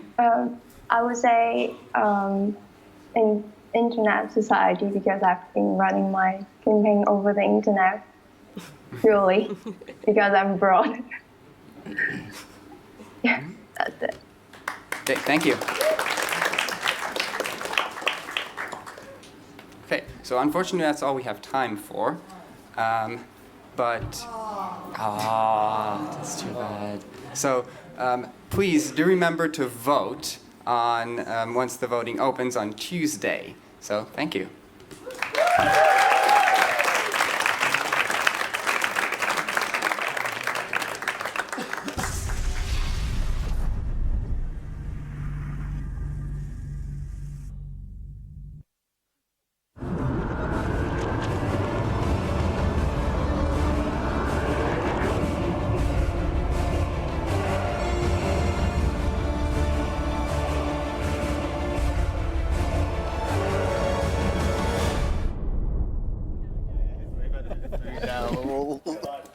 Welcome back to the front room. We've just had the first debate for an exec position. Just to recap, the other zones, the top 2 winners get a position in the exec committee. For the activity zone, those exec positions go with Society's exec chair and the Team Surrey chair, and that was the debate for the Society's exec chair. So we have more people down here now than we do have in Rubix. We've got Becky's joined us back again, and we now have Joanne. Joanne, you were watching the debate for your successor. Did that make you feel misty-eyed and sentimental that it's all coming to an end for you? A little bit. Right, so moving on. No, it does, because I've really loved my time so far. I mean, we're only halfway through, really. Oh, nobody will know who you are after this, Joanne. They'll all be looking at your successor. It's really exciting, actually. We've got some great candidates. I know a few have been in touch with me, or 2 of them, in fact, have been in touch with me. And we've had some really good conversations about how they can develop the role and what I could have done more to improve the situation, really. Yeah, no, love it. It's quite exciting. Some very interesting moments there, particularly which society was going to be funded. I kind of think that would be a little bit like your budget meeting, saying, I feel we should put a couple of million towards the people of Ash and Tongham. Absolutely. And what's wrong with that? Nothing, Paul. Carry on. No, I think that's a very fair point. Obviously, if you've got vested interests, then you're going to promote those interests. And what I found very interesting here was, number one, it was very difficult, in fact, for Jane. Obviously, being in the US and therefore being slightly disengaged with the process. I think she did very well. I'm commercial director of a company called EMS Biomed, so the fact she's in biomedical services or sciences obviously helps me in terms of appreciating her. But Katie Power was extraordinary. Yeah. And, if she was in Ash and Tongham, there would be no issue at all in terms of budget. Shirley, was Katie a standout candidate for you? She was a standout candidate. I thought they all did very well. Yeah. But what came over with Katie was that she was very clear, articulate and engaging. Very engaging candidate and very well versed in what she would do if she was in that position. So I thought she was, and I think take things forward from our current chair. So yeah, she stood out for me. Becky, Joanne, to both of you, was there anything that the candidates came out with there in the last debate that made you thought, oh, I wish I'd thought of that? Another newsletter, perhaps? I don't know. I'm not. I think they covered topics that you would expect to hear from a society's exec chair for someone running for that position. I think the one thing that would have been nice to see is maybe something a bit more creative, a bit different. So, for example, Joanne's question about how you're going to engage students, that was really a platform for them to say, this is how I'm going to shape it up. Like, is it going to stay in a lecture theatre? Are we going to move it to Uni Hall? Are we going to make them do interactive groups, which is discussions that we've been having this year and how we can change sport and society standing. It was almost a bit of a, what can I do to make it better for the rest of the year as well? Because as Becky said, it is something we've genuinely been talking about because it is a bit dull, and we've been trying to put more videos in and things like that to try and get a bit more out of it, really. But the old standing committee is something which has been here since time immemorial, but of course societies and sports clubs have changed beyond recognition. There's so many more of them, so many more members. So you think this is something which really should be focused on? Yeah, I think it'd be good to see it shaped up. It needs it. It's getting to a point where a lot of societies do attend society standing because they want to complete their STARS criteria, which is absolutely fantastic. However, we have the opportunity where we have, you know, in theory, approximately 300, but the reality is 120, maybe 150 students, and it's where we can say, this is the information that you need, and equally, this is a chance for you to give us information. And we've really tried to embrace that this year, but there's still so much room for movement and so much room for creativity within that. You know, we have a Twitter feed here. Why don't we have a society standing Twitter feed? You know, like trying to make it more interactive, trying to make it more online. It has so much potential that, you know, we just can't do within a year. But if it's something that people who are coming into the role already have that mindset of thinking, then you know that it's on the right path of becoming something that's more engaging for students to attend, and not just because they want to complete their STARS criteria. Harry, a lot of our work is around regulations, rules, bylaws and whatnot, governance, so to speak. And there's quite a lot of that around sports and societies. We're talking about the standing committees, and there's committee training, and there's various forms to fill out. What do you think is the key to making sure that these activities are sort of governed properly, but not weighed down by, an onerous committee structure or endless bureaucracy? Well, I thought it was really interesting listening to Katie, because she had some good concrete ideas. I thought she, of the three candidates, really understood how committees work, and she talked about how you could do better planning in terms of agenda planning. And I think several of the candidates talked about getting better information to chairs of societies, so that, the discussion about 17 clubs who didn't get an AGM? 17 societies. Whether that presumably is a combination of they haven't got enough students in, members of their society, and maybe, that's why. But some of them probably just aren't very well organised, presumably. Yeah, they need some bit of support to be better organised. Yeah. So they miss the deadline, and then the society's gone. So it is a balance. But I thought Katie, of the three, had a better understanding and appreciation of. She talked even about what the roles of different people are in a team within the committee, which I thought was really interesting.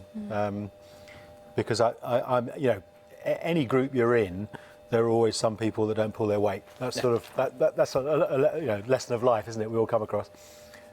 How do you make sure that the burden doesn't go on 2 or 3 people? And so I thought she had quite a good insight into how teams operate, and some concrete ideas for how you'd make it better. Talking of not pulling your weight, Hash, you've been very quiet about this. Societies they've always had this challenge about, some people are more enthusiastic, have a bit more time on their hands, can and will do more. And I think there is a balance, and I think there's also that balance of, reducing the amount of training, the amount of workload that there is to do. And I think training is a big part of it. I think the reason you end up becoming a committee member is because you want to learn the structure, you want to learn about how to actually run an organisation. And I think that's an important element of it. And I think we do need to see some more of that come through, and there does need to be a lot more that happens. If I'm right in saying you were, was it management? Departmental society that you were chair of? I was chairman of the management school, yeah. That's it. And that was, at one time, the biggest society. Yeah, by far.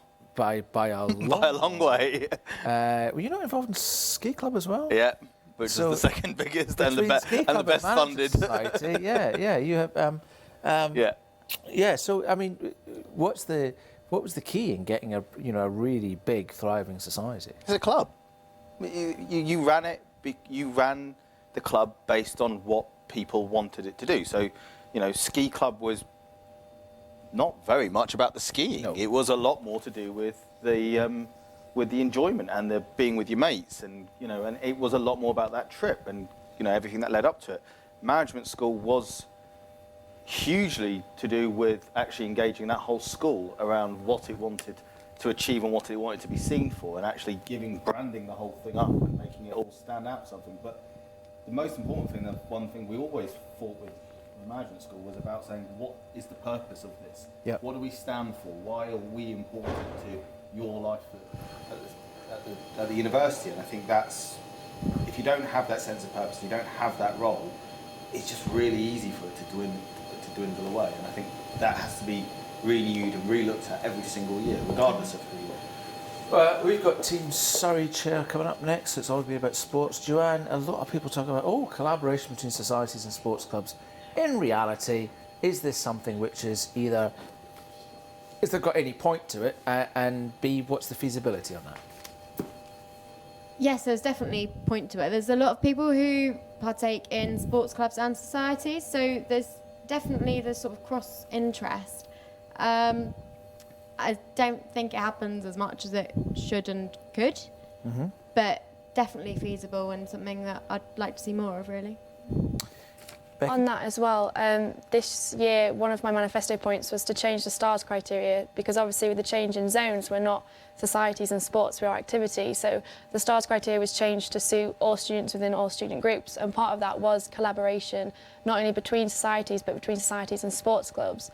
So hopefully within the coming years we'll see more of it, as Joanna said, because it'd be great to see this happening more often. And equally recently we did have the collaboration between the LGBT society and the rugby club, which is fantastic. And I'm actually, I don't know if you can see, I'm wearing my shoelaces now, representing rainbow laces. So yeah, it was a really, really great campaign for such a fantastic cause, which is also part of Take a Stand, which you'll probably hear maybe a little bit about as we move on to sports. But seeing the potential of what happens when student groups, whether sports or societies, combine for a common goal and a common interest, it's quite a powerful thing to engage students in, and it's a very valuable source to have. So, sorry, John, you were going to say. I was just going to say, I think also being part of a sports club and or a society develops quite a different skill set. So that collaboration enables the development of each skill in each side, if that makes sense. Yep. So I think that's quite an important point to note. Yeah. Team Surrey next. Who have we got? Alexa, Reese, Shan. I think we've got one more. No, that's Katie, we've seen her. James. And that is our candidates for Team Surrey Chair 4. What are the topics that are going to come up? What do you predict? I predict there'll be a lot more to do about sport. Well, inclusion, but inclusion within sports of non-competitive sports play. I think there'll be a lot more to do with that. I think I think that is a big area. You know, health and society is still a huge, growing concern, and it is off-putting if you want to play sport, but you don't want to go and be in the, in the leagues every month and have to feel like you just want to go out and just have a good time. We've talked about this. Shirley, about we were saying before about the gym being the Ivy Arts and now being Sports Park. One of the knock-on effects is if you're here on the Stag Hill campus, there is no leisure facilities apart from Pat's Field. There's no changing rooms, there's no gym, there's nothing like that. So that's something that is a growing, and there tends to be a sort of a growing trend in society about well-being. And people feeling better, thinking better, working better, playing better. Does that play a part in your council work, Paul? Yes, absolutely. No, it's key. It's interesting because I hadn't actually thought about the lack of sporting facilities down in this end. No, but you're quite right. It is a growing issue for. There is a discussion, isn't there, about what we call the damn thing? It's like an outside gym, isn't it? Ah, yes. Yes. Yeah. They've got that. From the annual. In the Pat's Field, which would be brilliant. I think. Got to find the money for it. And there's also the fact that, a lot of people do walk around in the decent weather. You've got the lake, you've got a trail that goes around the lake, so there's things that can be done. So, but I think well-being is centred to this as well. Well, we've seen the zone, we've seen our first exec position. Now we're going to go for Team Surrey Chair. We've got 4 brave candidates who are going to talk all about Bucks rankings, the sports park, and much more beyond. So, thank you for your company, and we will see you after the next debate up in Rubix for Team Surrey Chair.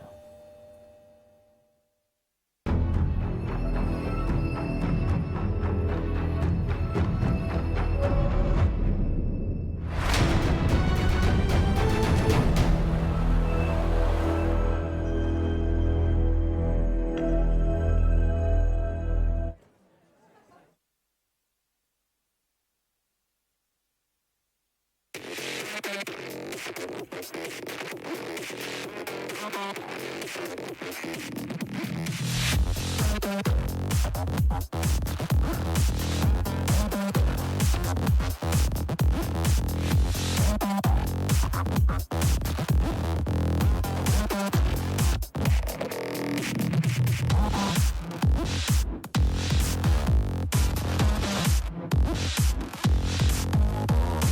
Students' Union has put together a 6-point manifesto on student housing, and we want you to make your voice heard. Go to ussu.co.uk and add your voice, and we will make sure that those who can make a difference will hear you.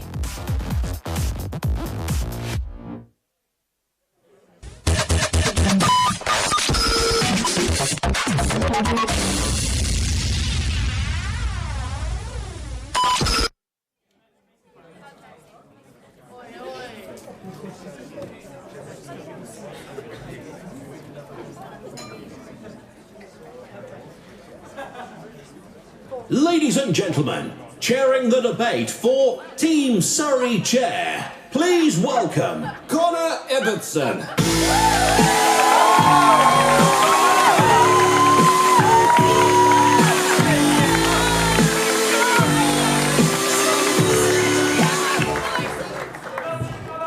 Thanks. Good evening, everyone. It is certainly scary up here. I wouldn't want to be a candidate. How are we doing? Everyone excited? Okay, so we're doing the Team Surrey Chair. Would the candidates like to join me on stage?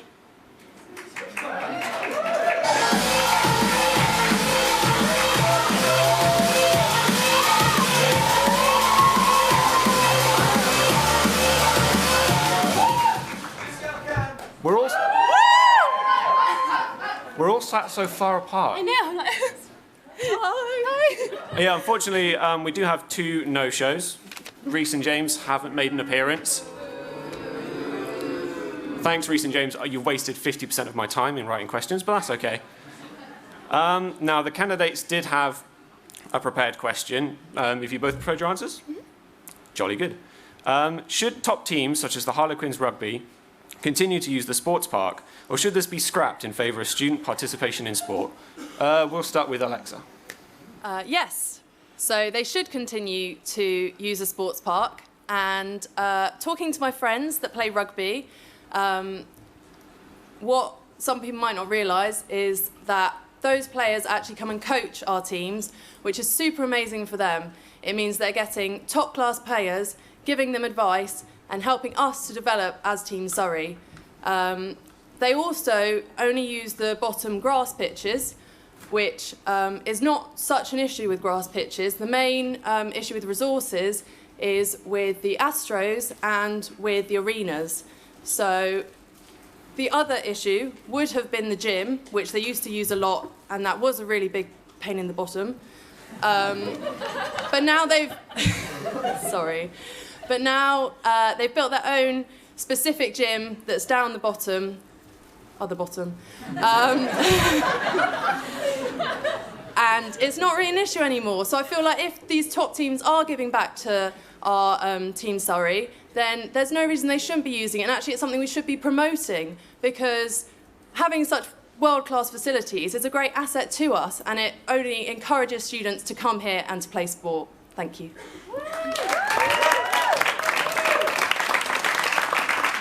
A strong answer, well done there. So, Sian, on to you. Hi everyone. So yeah, I also disagree that that it should be scrapped. I feel like it's amazing that we have, you know, like such a high caliber of people here, whether it's buck sport, students getting involved in recreational activities, just the general public, and of course elite athletes.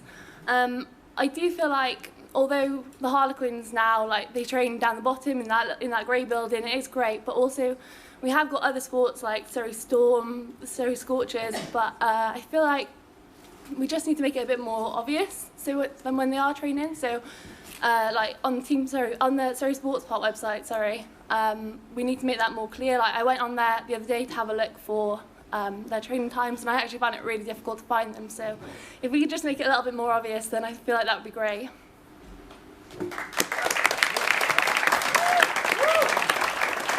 Another strong answer there. Now, I'm hoping stage crew have got me set up. I'm hoping they have. We're going to start with a nice, easy question. You both got a pen and paper. On the paper in front of you, write in a tweet what Team Surrey means to you. Yes.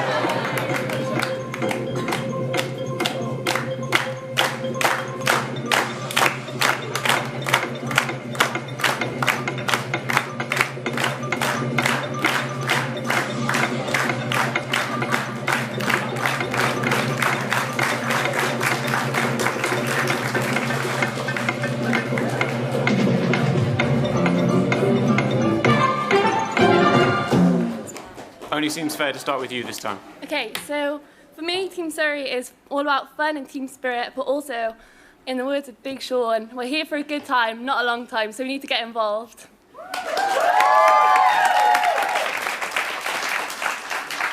And Alexa. I'm not a big Twitter person.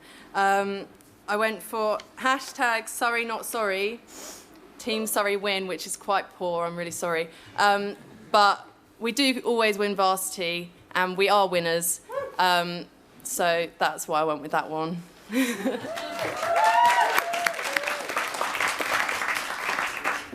So let's move on and take a look at the manifestos. I'm going to start with you, Sean, if that's okay. Yeah, of course. Now, you've said in your manifesto, you've made quite a lot of promises. There's a lot on here. One of the things you've offered to meet up with people to discuss problems over tea. Yeah. I'm a society president myself, so I feel like it's kind of maybe an equivalent role. How are you going to have time to meet up with everyone who's got problems? So my course is Digital Media Arts, and we basically have 8 hours of lectures a week. So I feel like I've also got quite a lot of time on my hands, like to give to you guys. I've been a committee member, and I can see firsthand like the problems that we all experience, whether they're long-term or just teething problems. And I just want to be able to be there to, be a smiley face or just point you in the right direction. I just feel like it's just someone to be there to talk to. Okay, interesting. I'm going to have to change up my order of questions because these two guys haven't turned up. Alexa, you said your long-term aim is improving Bucks rankings, but you haven't really, as far as I can see, you haven't particularly mentioned social teams. What are you going to do to improve the situation with social teams? Yeah, so when I talk about development in my manifesto, I'm talking about everyone who is a beginner that wants to take up a sport and wants to have a competitive setting in which to do that. That might not be Bucks, you're right. And I do understand that there are sports that don't compete in Bucks. For me, I thought it was really important to have a clear aim and something that people could hold me to. And so next year, if I were to be Team Surrey chair, you can say, are we better off or not? And so that's why I put that in there. But development in itself is really, really important. And I really want everyone to understand that that is for all beginners, regardless of whether your team plays in Bucks or not. Okay. Okay. I'm going to pose a question to the both of you, and whoever answers first gets to go first. Okay. Now, neither of you, to be fair, the other two guys haven't either, but none of the candidates mentioned in their manifestos anything to do with the activity zone. Are you aware that the Team Surrey chair is a member of the activity zone, and what can you bring to the role that you will play within the activity zone? Yes. Sorry, I just wanted to answer first. I guess. So, yes, I do understand that you're in the activity zone. And for me, when I was in second year, I was the president of the debating society. So I do understand from a society's point of view how that all works. I understand the pressures that are put on societies. And I also, this year has been a really good example of when sports and societies have come together for things like the rainbow laces and other things like that. I think there's a lot that I could bring to it because of my previous history of being president of the debating society. And yeah, that's it. Okay.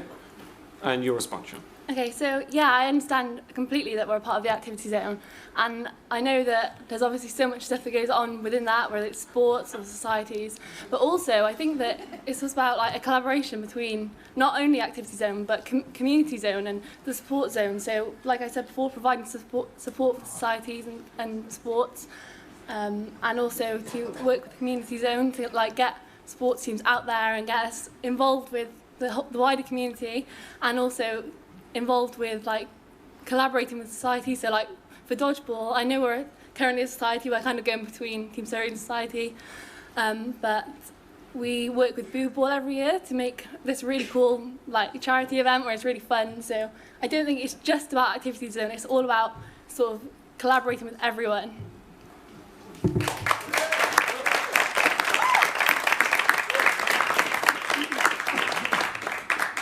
Now we're going to go for another cheeky quickfire question. I've spoken with Hannah Beebe, the current Team Surrey chair, which is more than some of the other candidates did. Can the candidates please write down on your pen and with your pen and paper all of the boards and committees you will sit on as the Team Surrey chair, not including the Activity Zone Committee, stage crew, if you will.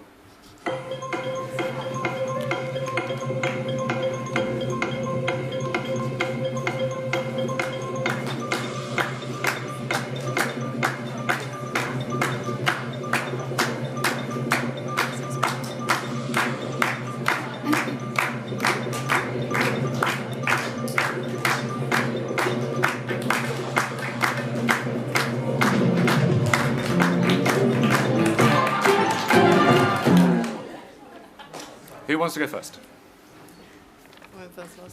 So I put down the board of exec. So, yep, yeah? that's correct. Yeah? Okay, cool.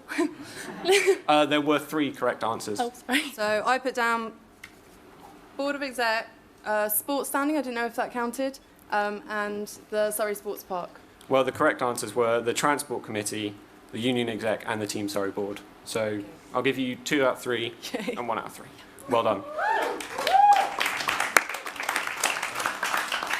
Now let's flip it back to manifestos again. I can't remember who I started with last time. Did I start with you last time? Yes. I'll start with you this time then. So you said in your manifesto that you want to produce a This Month in Sport video. Yeah. Are you aware that this is already covered by the Stag TV's News Bite? Sports Bite, sorry. Yeah, so I think it was mentioned in the Activity Zone committee debate, but yeah, I don't think it's like popular enough, so we need to sort of get more people involved with it and get more people aware of it, get it out there and actually speak to people face to face and say, like, look, we have this really cool video that you should go and watch, like you can see it here. So, and I would really love to like help work with that because like I said before, I do digital media, so getting really creative is like right up my street. Have you spoken to Stag TV about this?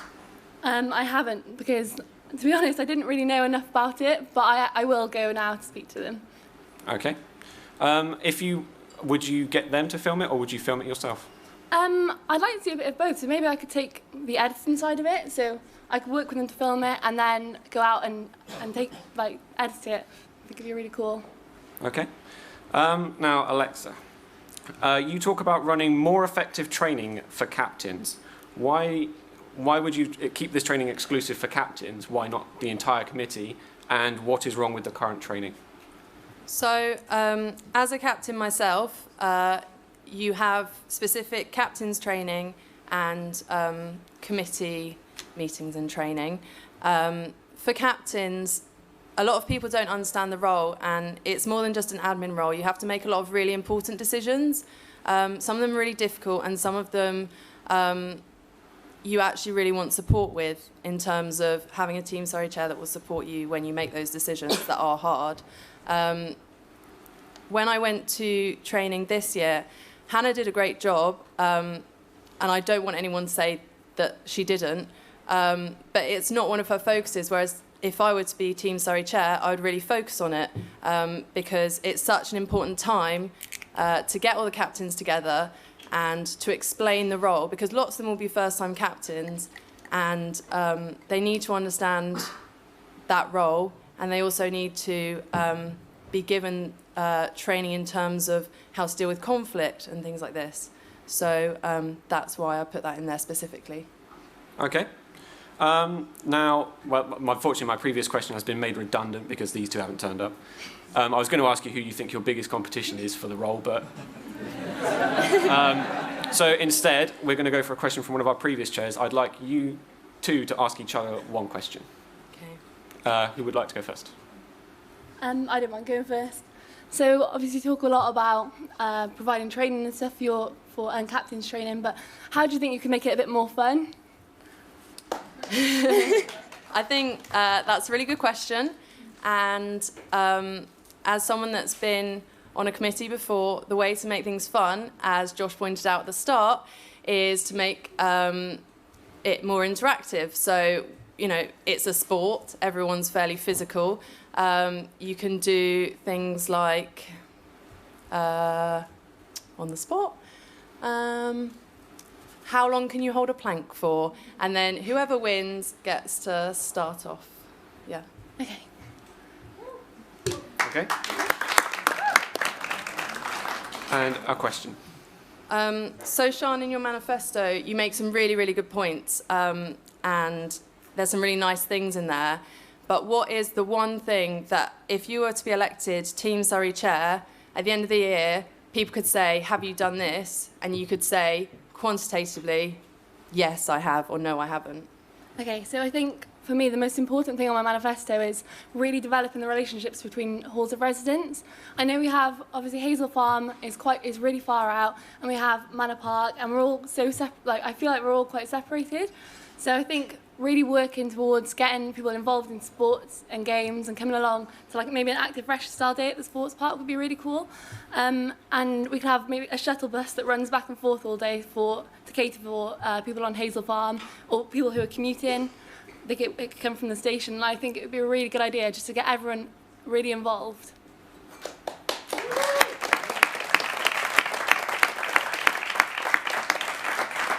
Now, I think we're going to go to a question from the floor.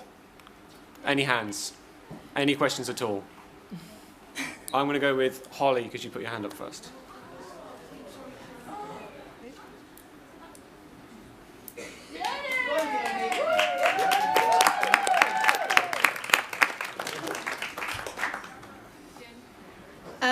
Okay, so as someone who's just joined SSP, I'm really unhealthy, and I'll admit that, but I'm really up for getting more involved in sport.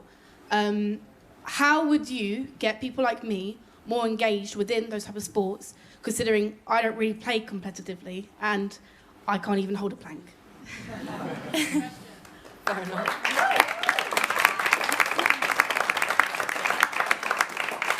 So the question was, if I hear correctly, as someone who's new to the SSP, how would you get them encouraged into competitive sport? So I reckon the way to go about it first is play sport. We need to make so much more promotion around that. Like, I don't think people realise that you can come to it before you even join the sport. You can try it out. You don't actually even have to join it. You can just go along on the weekend, pay £2 or £3 and get involved. You don't have to be any ability.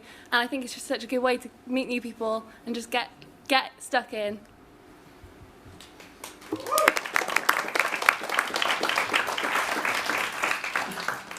So for anyone that saw my This Girl Can video, you'll know that I've been on a bit of a journey since I came to uni.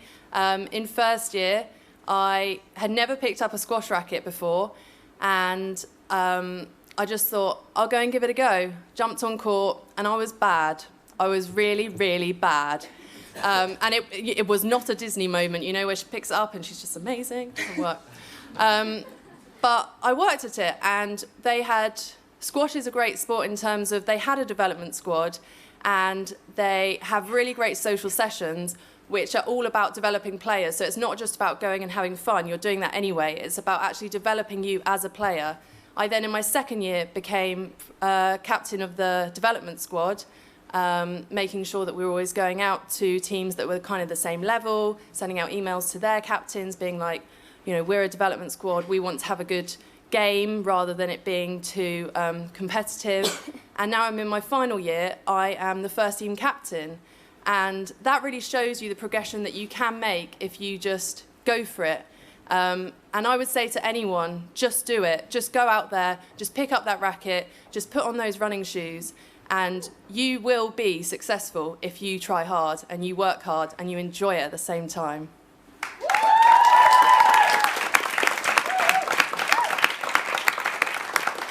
Now, apparently we have a question from the previous team, chair. Sorry, the current team, chair. I'm sorry, I didn't see you at the back. The lighting is horrible. I'm still here. Hello? Okay. Hi, everyone. So as we just found out, as Team Surrey Chair, you'll be sitting on the Transport Committee. Now, transport's a big issue for Team Surrey, and, you know, there are upcoming issues day in, day out almost with transport. We had a minibus demo last week, which none of the candidates attended. As if you attended, if you knew, you would know we're getting new vehicles for Team Surrey. So how would you use your role effectively, you know, to make change and, you know, make effective change on those committees for issues such as transport and sport clubs? Thank you. Okay, so the question was, how would you use your roles within the various committees to make effective change to those committees? Mm-hmm. With reference to the transport, of course.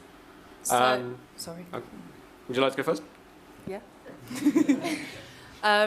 So I know firsthand that transport is an issue for Team Surrey. As captain of a small team, there's only 4 people in a squash team. It can be quite expensive because you can't just hire a minibus. If you get the train to somewhere quite far away, you only get a third back from the union. And a lot of the girls on my team, especially halfway through last semester when budget was a bit tighter, they really did struggle with that.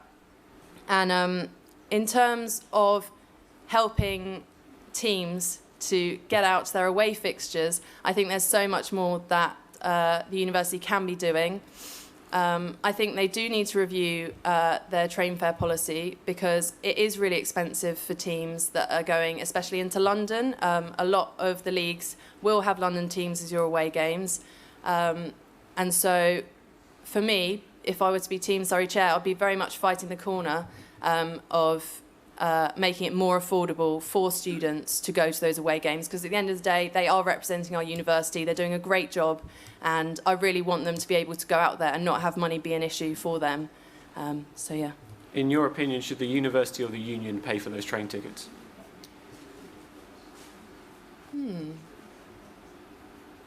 That's a very hard question.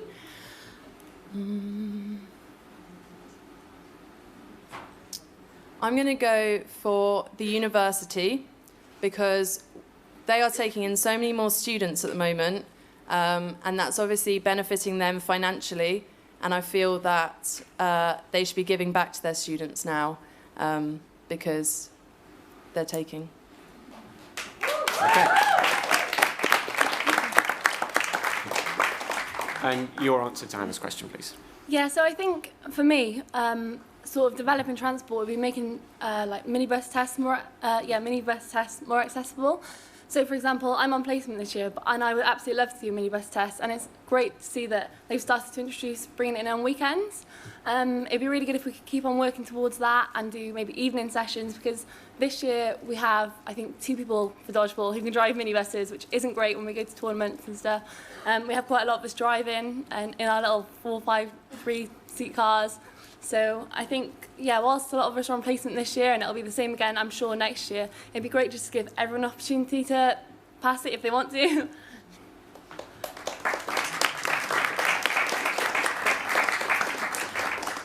Now, you're both obviously very involved with your own separate sports clubs. As Team Surrey Chair, I would expect you to be completely impartial. Can you give me an example of where you've engaged with a sports club other than your own main club? We'll start with John. Yeah, sure. So I have friends in other clubs. I've recently joined trampolining, which I've just been to a couple of sessions to, which was really fun. But also, I know a couple of people within the fencing club, and I've spoken to them about their HPAS, and I think that that's, from speaking to them, is something that I'd love to work on, sort of making maybe a clearer pathway between, so that it's more distinguished. Like, maybe we could do sort of a contract where the student is working towards like going to competitions, going to their training, and then in turn they get their benefits of HPAS like at a certain time on a termly basis.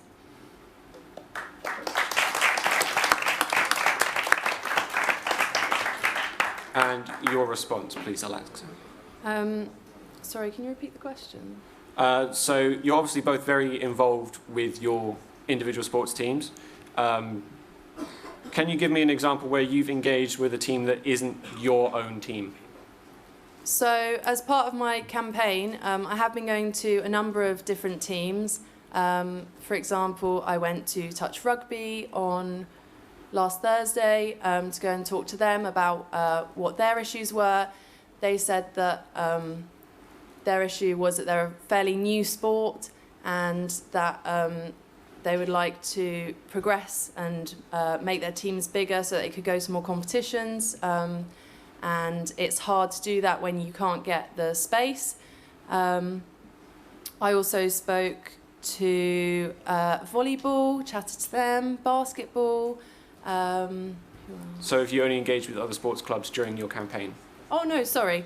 So I actually went to Touch Rugby in my second year after my squash season finished because it's quite nice to be out in the sun, and that was really fun. And I know it's not in Team Surrey, but I am going surfing on the trip. Big up Surf Club! Right, okay. Well, we've got time for one last question.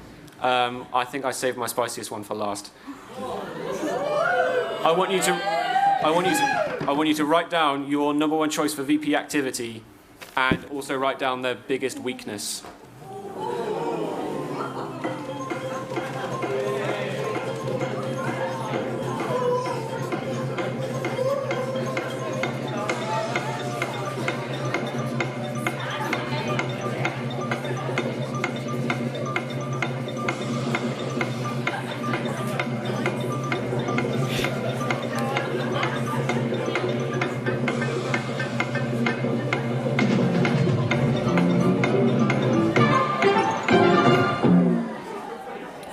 Are you both ready? Yeah.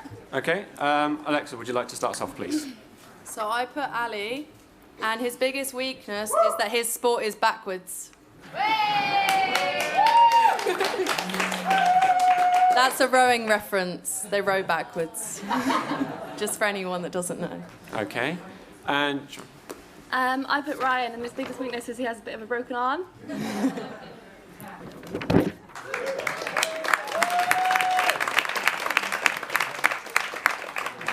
now, as a final word, I think I'd like to give a big shout out to Kath, Helena, and the entire team behind the scenes who are doing a fantastic job. We're halfway through SurreyDecides this year, and nothing's gone wrong. So can we give them a big round of applause, please?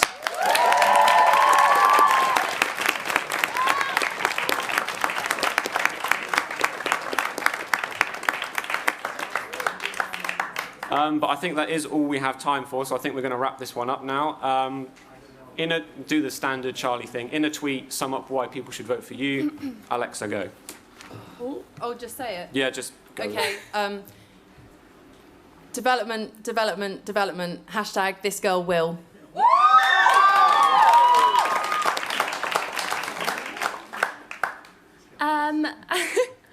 I want to have lots of fun, but also do well. Okay, well, a massive round of applause for our candidates, please. And I think that pretty much wraps it up. And again, a round of applause for our candidates, please. Alexa and Sean.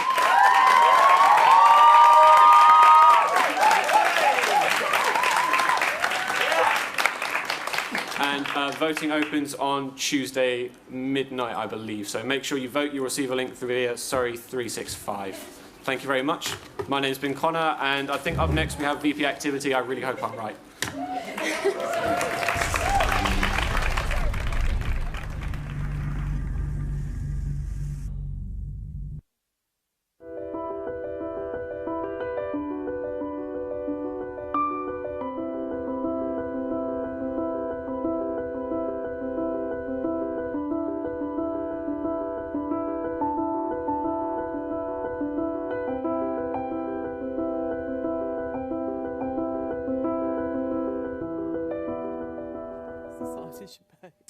Well, I unfortunately cursed that debate by saying we've got 4 great candidates, and then I, for the first time, actually read out who they were, and 2 turned up. There are 4 candidates in this election. There will be 4 in the ballot paper. They had valid nominations, so you are still entitled to vote for the 2 that couldn't be bothered to turn up if you wish. But we did have 2 great, enthusiastic candidates. Hannah, we're going to go straight to you because, well, it's your job that they're looking to take over. So how do you think they did? I think, personally, they did really well. Very, very enthusiastic candidates and diverse background, like 2 different sporting backgrounds. Shan, as far as I'm aware, it's from a dodgeball background, which is now a society, so it's not part of Team Surrey anymore. So it's quite interesting to see where they've come from, and I was really impressed. Looks like they've done their research. A few topics could have been covered slightly more than they... What could have been? I think there are a few hot Team Surrey topics going on. I think we could have gone into transport a bit more. We could have... it might be a VP question, but maybe a bit about colours ball or a few other funding or budgeting. At the end of the day, Team Surrey is still part of, you're still an activity zone member, so you still need to work with the other zone members, especially with the VP. And there are a lot of decisions that, you know, there are going to be times where you will disagree with the other zone members and or even the VP. So it's all about being able to work within the team and so many different aspects of the activity zone as a whole. Yes, you are a Team Surrey chair, but you need to have an awareness of the whole zone, really. Sports, societies, volunteering, and everything activity covers, really. So this is symptomatic of, you know, the success or the growth of success, is that it's now all the little things that start to, you know, become problematic. You know, if we'd had a fleet of brand new transits, we would think all our Christmases had come at once. And now, you know, part of the problem, of course, is regulations, is that they've got smaller, or rather, they're the same size with fewer seats, and there's more people using them. So this is going to be a constant problem, isn't it? And this is something you deal with every day. More students, and of course, what you do with a finite-sized university and resource. Indeed. Is there a question coming? But really, I mean, the question there is, this is going to be the challenge. I mean, there's the effort to get from top 70 to top 50 in bucks is not the same as getting from top 50 to top 10, is it? Yeah, because the expectations rise, don't they? Yeah. So the question around, you know, whether the union, we had a discussion whether the union or the university should be subsidising teams that are going, you know, in terms of transport costs. There's an expectation now, isn't there, from students? Yeah. That if we want to be top 10, top 20, then we need to put more support in, don't we? Again, we saw the same with kit, the sporting kit now. Of course, you just introduced player layer. Were you part of that process? Was that finished by the time you came in? Yeah, that was finished by the time I came about. So that I was still on placement when all of that was happening. I only started my role in July. And apparently it was Alex Mackenzie-Smith that got that all wrong, and Becky had to put it right for her. Good job we've got Becky this year. We've been joined by Jim Glover. Jim, good evening. Thank you for coming. Good evening. Jim, thank you for the invitation. If anyone doesn't know, Jim is the chairman of University Council. Jim, to the students who are watching, what does University Council do? It's not something they're going to encounter in their everyday academic life. It isn't, because the main role is about this horrible word called governance. Yes. And in the past, that used to be about making sure you had the right committees, nobody was doing anything wrong. In truth, any university in this country, you can forget about that. That's covered. Of course, we will still monitor it. But really, the role now is about strategy, I think, and having the right resources in place to fulfil that strategy. It's not for us to do it on council, that's for the executive, the Vice-Chancellor, the executive board. But it's for us to make sure that it is there, properly resourced, and we do all we can to support it. That's something that Hash was talking about earlier, going back 10, 11 years when University Council, really, you don't look a day over 20, took the bold decision to go with the sports park. And what we see now is, you know, where are we now, Hannah? Remind me, in the Bucks League? 26. So 26, that is... We jump around between 26th, 24th. Yeah, it's so exception. Mid-20s. For a university that was 76th, you know, just 4 or 5 years ago. It is incredible. Jim, did anything surprise you? I mean, this must be tricky. You go from one end of the university right down to the other. You've got students here tonight talking about a whole variety of issues. I believe this might be the first time you've come and seen it in the flesh, so to speak. What was the experience like up there? First time I've seen SurreyDecides in the flesh, as you say. I have to say I am overwhelmed by the commitment in this university from our students. When you look at the percentage of the vote in these elections, it outstrips any university in this country, probably. You've got the figures. It's pretty good as a percentage of the electorate, as it were. And that's because they're committed, they want to do better, they want improvement, their expectations rise, and they should. Yes. And I think the most important thing for this university is to have an independent students' union who are there to look after the interests of the students and to support the executive and council in what they want. We had a very interesting discussion on council not long ago about what students want these days. Yes. And all we realised, us non-executives, is that we're way out of touch. We need that to come from the students. And a strong union is essential in that. One of the good things about having so many candidates with so many different ideas is every year this all comes out, and I know I've said it lots, but I think the politeness and the respect that everybody's shown this year compared to previous years has been very good. It's very supportive and it's very encouraging. Talking of being supportive and encouraging, Paul, I know I keep on coming back to politics outside the campus, but Jim was talking there about, you know, so much will and people getting involved, but still we have uncontested, you know, elections at a local and a county level, and you know we have the two parties. Well, not so much in Guildford or Surrey. How can we translate some of this enthusiasm we see here and carry that on into local and national politics? Well, fortunately, that's a big question. Yes, it is. We're here for an hour. Yeah. You know, uncontested at parish level is a big problem. Yeah. It certainly isn't a problem at borough or county level. There's plenty of interest there. But one thing that does frustrate me is the voice of youth gets lost. Yeah. You know, and you coming here last year, coming back here again this year, and seeing the enthusiasm that exists. This process, you know, if some of these people, some of these students transferred that outside of the uni into, you know, driving political agendas, and a perfect example, I'll hold it up for you, Alan. Thank you very much. Advert. You know, then there would be, you know, a positive change locally and within this town in relation to looking after and supporting the youth. I did see, I don't know if you saw the news story, it was last week, there's a care home in the Netherlands that now offer free spaces to students and for living there. And it's just one of these crazy ideas that could well take off in the UK. Hash, we're about to move to a vice president, so we'll expect the tone of the debate to really change here. It's all very nice for the volunteers. This is a paid position. You get the office, you get the business card, you get the phone. You do. You've got to work for it. What are these candidates going to have to do to win out? Stand out. You have to stand for something. If you follow the normal wave and don't have a sense of purpose and don't actually have something that you truly believe in and that anybody can just pass off rhetoric, then what's the point? Why would anybody get passionate about your view, or why would they get passionate about your belief and therefore want to come out and vote for you and then support your manifesto pledges to actually come into action? And I think that is the singular most important thing. If you don't see that breathe, then nothing will happen.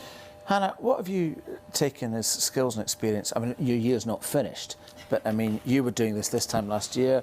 You've already achieved quite a few things as Team Surrey Chair. This Girl Can was a fantastic campaign. Congratulations. So what have you taken away from being a volunteer on the activity zone? Well, I'll begin with what I've achieved this year so far. Is I organised the first ever Team Surrey Christmas dinner. I've introduced recognition aspects such as Team of the Week, and now I'm working towards the first ever Inclusivity Sports Day. All of these, there's one thing that stands out, and that's working within a team and being able to work with very different people from very diverse walks of life. And that's one thing the unions taught me, and being part of the union. I'm so passionate about this unions, university, Team Surrey, everything as a whole. Like, my student experience has been phenomenal. It's just, you learn so much day in, day out. There's so much you learn. Leadership skills, being able to deal with people, again, from all over, different sporting backgrounds.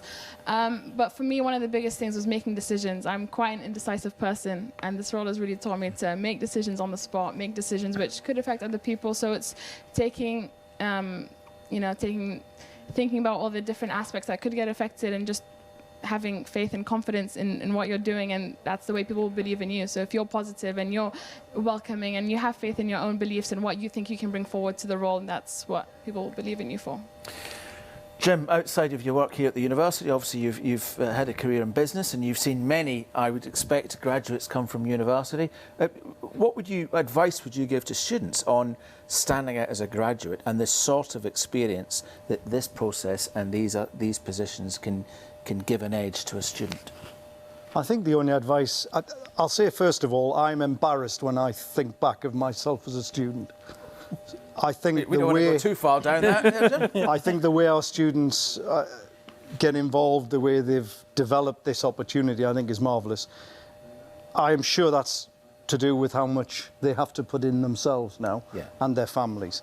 So I'm not surprised, I'm just delighted to see it. My only advice would be, you've got the opportunity. It's sometimes terrifying, sitting in the audience in there, watching those guys being grilled on the stage. I don't know how they manage it. It's very impressive. Don't worry about that. You'll get plenty of help and support, I'm sure. Go for it. Yeah. Take every advantage you can get while you're here. It'll make a difference. It'll change your life. It did me, did my wife. We met at university. It is a life-changing experience. Make sure you get it. And of course, the thing is, if you can handle that stage, those lights, those questions, an interview for a grad scheme... Alan, you can handle anything after that. You can handle anything. We haven't really talked much about the actual candidates and what they were talking about. What stood out for you, Shirley? Well, I think they were both enthusiastic. They were different in their enthusiasm for the role. But what worried me a little bit with both of them is that they weren't using, or they weren't aware of what other opportunities were available to them. So the sports park staff are there to support the Team Surrey board.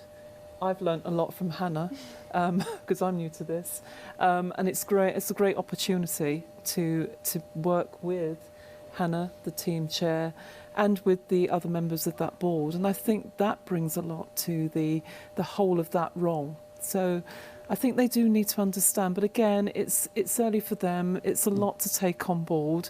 They're trying to show their enthusiasm, what they can bring.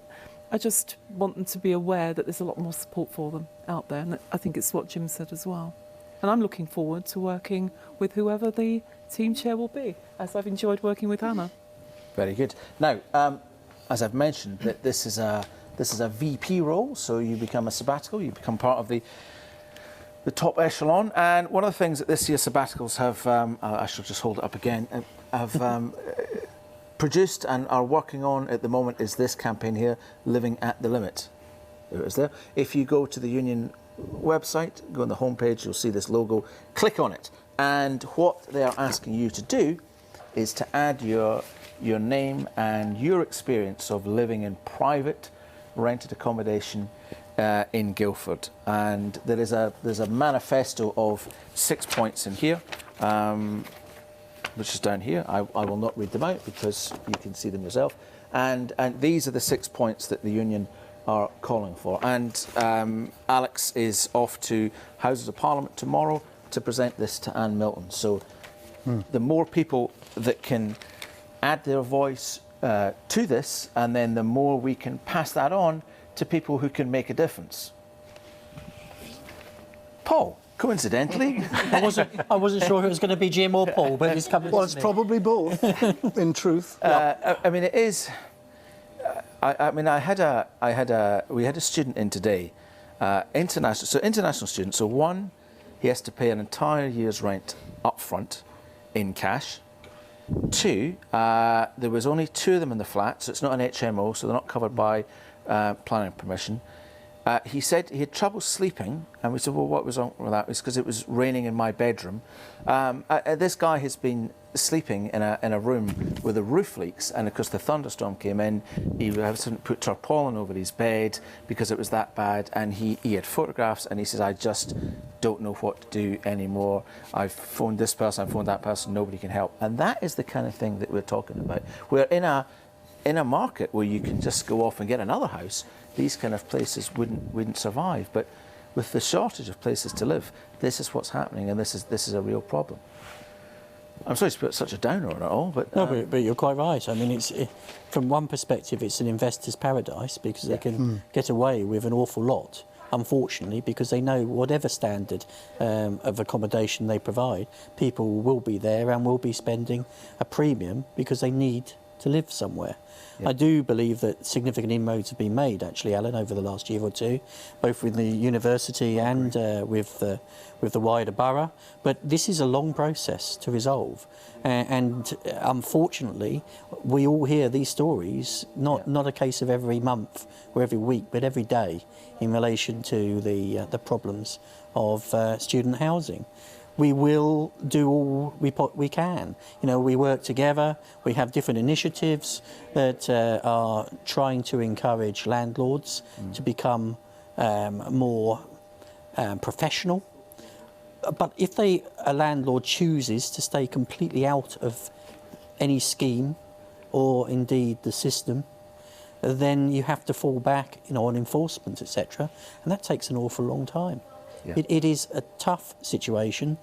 The local plan is, going through what we call a Reg 19 phase again shortly. But even the 13,800 houses that are allocated for this borough will take 20 years to bring. So it's a very, very long-term issue, I'm afraid. Jim, the university is building houses faster than they can get the bulldozers moving. I mean, we've got one of the highest proportion of accommodation already. I mean, what more could be done? Well, we have to do more. It's as simple as that. The example you gave is intolerable and just not acceptable. It's easy to say that, and platitudes don't help. They don't help this poor student that you mentioned. I think we've got to be creative as a university. I think we have to have excellent relationships with the local borough council and the county council, which I'm delighted to say, even with Paul here, I'll spare his blushes, that's much improved even in my brief time here. And I think we just have to, together, be more creative, because this is an issue. It's no good waiting for years and years, and Paul's quite right, some of these major infrastructure investments will take that long. We have cohorts of students coming through now, and we've got to do better for them. So creativity is the first thing. We are not just reliant on Guildford. We can go slightly broader, but we can also together perhaps do things that individually in the past we haven't. I'm not promising anything. This is an executive decision, but as non-executives, I promise you, council are right on top of this, just as we are with the infrastructure of the university itself. Expectations are high, they should be high.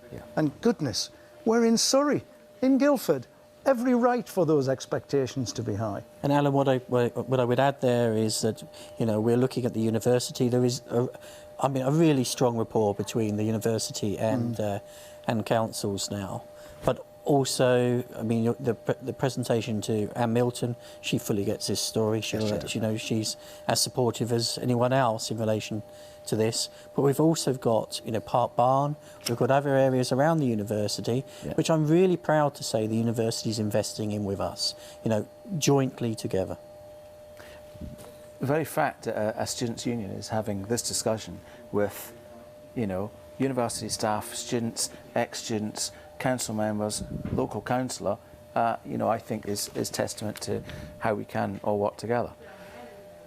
Let's lighten the mood, Hannah. Those involved in activity and sports, what have we got to look forward to for the rest of the year? For the rest of this year? Big event, varsity. I have a feeling we may find out a little bit about that in a few moments. In a few moments. That's the next big event. Colours Ball, again, another big event. A couple more Bucks fixtures going on. And obviously we have quite a few clubs in the semi-finals of their trophies. So it's not just the League Cups, but also the Bucks Cups. Also, I know we have a few teams going to Big Bucks Wednesday, which is in Bath. So there's quite a few sporting events going on. And obviously the Inclusivity Sports Day in mid-May, 17th of May. So we're still going. The Bucks season may be done, Easter holidays may be done, but we still keep going on from a social sport aspect as well. So it's not just competitions, it's social sport as well as competing. Thank you.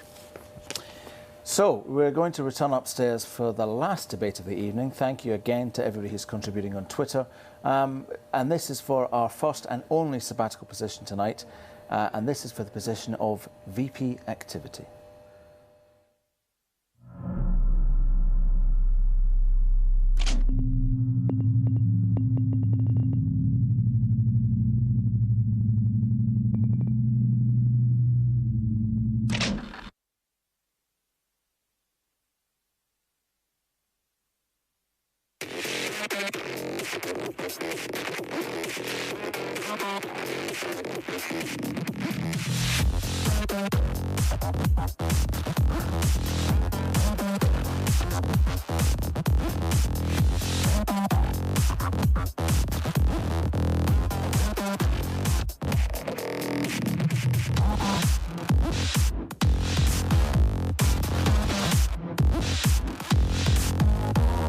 The Students' Union has put together a 6-point manifesto on student housing, and we want you to make your voice heard. Go to usssu.co.uk and add your voice, and we will make sure that those who can make a difference will hear you.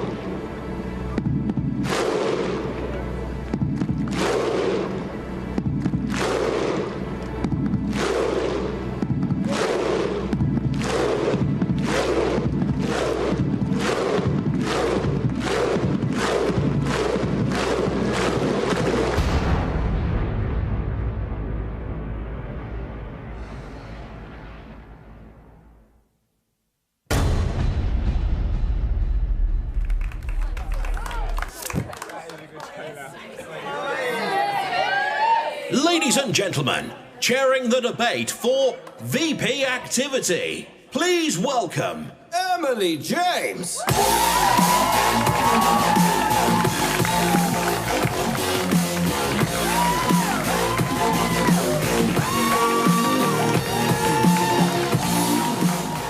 Hello everybody and welcome to the final debate of this evening. It's about to get spicy up here, so let's welcome the candidates for VP Activity.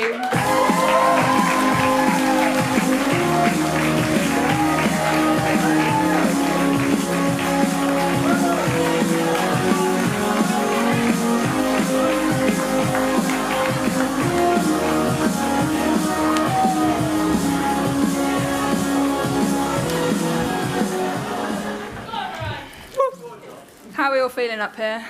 Good. All right? Yeah. Good, thanks. Cool. I'm quite interested to be on stage with 5 guys, so let's see how it heats up. So let's start with the pre-prepared question. So this is the question that you all received a couple of days ago. So here we go. The library is rammed during exams and Rubix is closed. This is a relatively new phenomenon. Are students working too hard?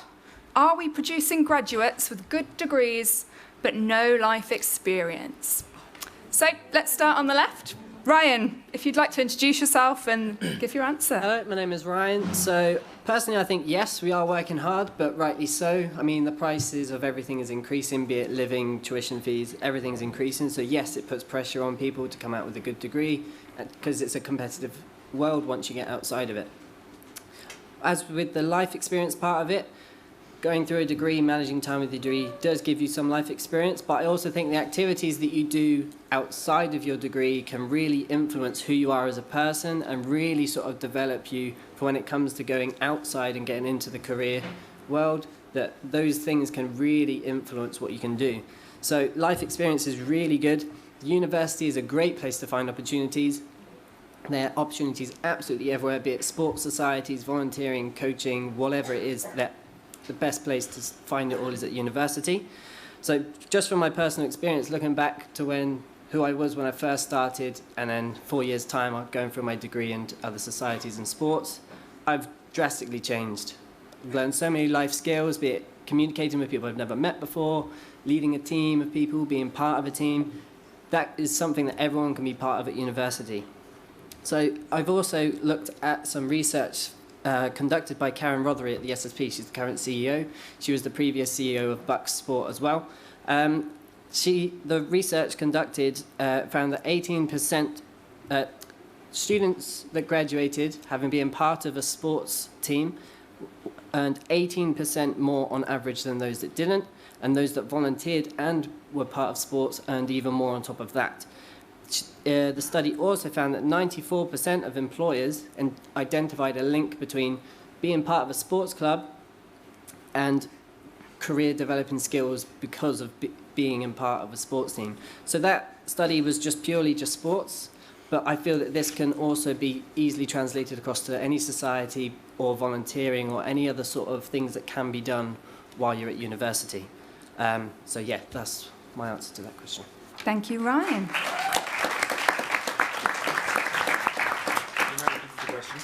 Yes, I can repeat the question. So the library is rammed during exams and Rubix is closed. This is a relatively new phenomenon. Are students working too hard? Are we producing graduates with good degrees but no life experience? Okay, so hello everyone, my name is Shona Boite. Yeah, so I was just curious about when you said it's a new phenomenon, because it's in most cases the library is always packed for my first year, second year, and even my final year when I was doing my exams. So I'm quite curious about how you got that. In most cases, we actually came here to get a degree, to be honest. Yeah, so if you can spare a few weeks, 2 or 3 weeks to actually study, so go to the library to actually get a good degree, and the rest of the few weeks to actually go to Rubix party and have some good life or something like that, then I feel that is necessary. So that's my own answer to the question. Yeah, thank you. Thank you, Sean. And Josh. Hi everyone, I'm Josh Brett, and personally I've had an incredible life experience here at Surrey, one that shaped me into the person I am today. However, I do understand that everyone is different in regards to their work-play balance. Surrey is a very highly achieving academic university, and in recent years this has attracted students who are extremely work-oriented. I don't believe this shift is bad. Instead, I believe it means that the union's role in providing students the opportunity for a life experience is more important than ever. I believe we have to provide a dynamic and comprehensive activity schedule to fit around the busy lives of our students in order to relieve their academic pressure. In my manifesto, I highlight my focus on increasing participation, which strongly applies to those students who perhaps don't receive a life experience. One of my aims to achieve this is by increasing awareness of sports clubs and societies through initiatives such as Society and Sports Club of the Week. This will give students more information on what's happening and exactly how to get involved. Further to this, I also aim to develop Play Sport Further, the scheme dedicated to providing casual and social sport to those who don't wish to fully commit to a sports club or can't afford a Team Surrey membership. In regards to this, I want to make Play Sport more inclusive, so that sports clubs are directly involved and provide sessions at times that suit the busy schedules of all students, including postgraduates. Through these initiatives, I believe we can make activity more accessible and shape it to benefit and suit the needs of those who are more work-oriented. Thank you, Josh. And Andy. Hi, I'm Andy Ward. So, pretty much to answer the question, yes, I think we are working too hard in general. but I think that's because we want to make the most of the money and we want to make the most of what we're paying for our degrees. And I think it's very important to be able to have something to do to relax, be that something to relax mentally or relax physically. It's good to de-stress, and I think we need as many options as we can. To take Rubix into the question, Rubix is closed. For some people, it's a great way for them to just chill out and relax and have a good time. So I think that saying Rubix is closed is maybe not the best solution for some people, but for others, obviously they can't, they don't balance their time as well, perhaps. So they need the sort of distractions taken away. So I think that's good. But I think that overall, we need to have a broad variety of options available to our students, and we need to keep it as broad as we can, because at the end of the day, not everyone is the same, and each individual person has individual needs and individual ways of de-stressing, relaxing, and this is exactly what we need societies and sports clubs to be. We need them to be effective, and we need them to provide more stress relief, as I've said. But yeah, overall, I think that it's a good thing to have all these options. And I think that the life experience gained is the management of the time allocated to these sports and societies. And I think that by simply attending a society or sports club, you will leave university with good life experience.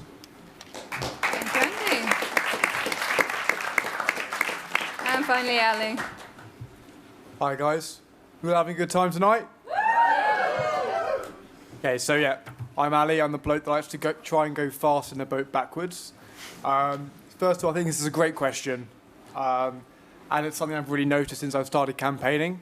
So I've been and spoke to a lot of students in their first year, and a lot of them have said that they are not actually a part of any societies or any sports clubs, which I think is a massive problem that we need to address. My experience of being part of the boat club for the previous 4 years has made a massive difference to my personal development. I would not be sitting here now talking to all of you if I hadn't been through my experiences as part of the boat club. I think this problem stems from 3 main issues. So the first issue is that students coming to university these days want more for their money.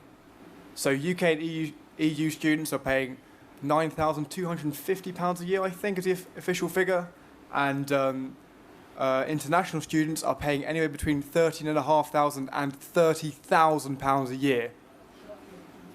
So that's a crazy amount of money, and obviously that means they're going to focus a lot on their degree and get the most out they can with regards to their studies. Secondly, I think the secondary issue is we need to push the image of activities. At the moment, you walk around campus and you see a massive sign saying that, yes, the university is 4th place in the country, and that's fantastic, that's amazing, and that is great advertising. That makes you feel proud to be at university. But there is nothing on campus that gets anything about Team Surrey or Surrey societies out there. That needs to change. And my last reasoning is that there's been a massive increase with international students at the university over the past 2 years. Between 2014-2015, that academic year, and 2016-2017, the university population of international students is increasing from 15 to 25% in 2 years. That's a huge increase. I got this source from the university website, just to check. And yeah, so in order to tackle these, we need to boost awareness for the employability benefits of getting involved with activities at Surrey, not just sport, not just societies, but everything that encompasses. I also would like to see the Higher Education Achievement Report include things that people achieve in their extracurricular activities at university on there, because I think that's massively important for employability. Thank you. Thank you very much. So before we move on to the manifestos, I'm just going to ask you a very simple question that I'm hoping you all know the answer to. So this is a paper exercise. I just want you to write down how many societies and sports teams we currently have. Or around how many societies and exactly how many sports teams. I'll get you to read them out if your marker pen isn't working.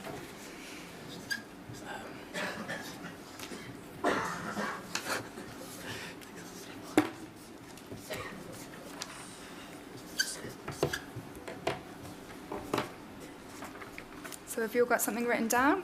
Yeah. Yep. Cool. If you could just hold them up, and then I'll just go along and see what everyone's written. Can I say it out? Hmm? Can I say it out? No, I want you to write it down. Okay. That was the question.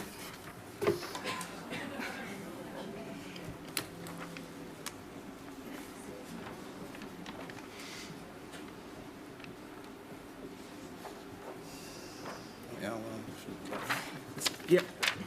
Cool. So show the audience, and we'll just go along. Ryan, what have you written? This is from the union website of each society and sports teams. There's 152 society websites and 44 sport websites. Okay. And Sean? So there are 44 sports and 160 societies from Becky that I got. Mm-hmm. Yep, again from the union website, 44 sports and 152 societies. yeah, I went for around 150 and around 50 because I was including some of the societies that are, sports clubs as well. But Team Surrey, there's 44, I believe. Okay. This is also from the union website. May have got it slightly out, but 150 societies and 52 sports teams is what I put down. Okay, so from talking to our VP activity, and we've got around 160 societies, so that might alter depending on how many have gone dormant, and we have 44 sports clubs. So it depends on your source, I think, but yeah, around the right answer from all of you, so well done.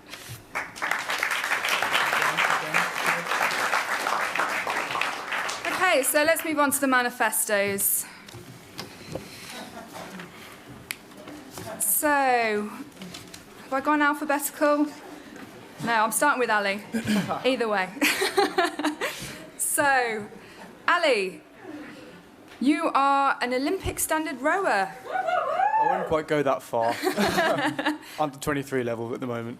So, you're currently training very hard to be an Olympic standard rower? Yes, I'm training 2 to 3 times a day, 6 days a week. And do you currently study full-time or part-time? Part-time. So, is this due to your training commitments? Yes, I had extensive conversations with both Mark Garfer at the sports park and also the Vice-Chancellor about going on part-time because it would help me balance both racing for Great Britain at the under-23 level and also getting a decent degree because they're both very important to me. So, if you're currently studying for a part-time course, obviously the VP activity role is a full-time position. How are you going to manage this role as well as your current training commitments? So this is the question I've got from a lot of my friends with regards to why I'm going for this role. And I'm going to put it out there now that if I got this role, I would take a full year away from my sport because being VP activity means that much to me. Of course, I would look to stay active and stay fit because I'm a VP activity, but this role requires someone to give 100%, and I would give 110. Yeah. That's cliched.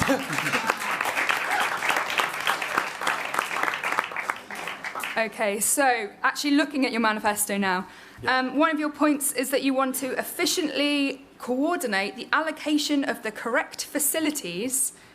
What does this mean? Does this mean you're just going to put labels on lockers and assign people? No, it doesn't. Can you explain it a little bit? So the way I understand that the current room allocation system works, and there have been problems this year with regards to dance squad getting the correct allocation. I think they had problems for the first few weeks, which resulted in problems with regards to their tryouts.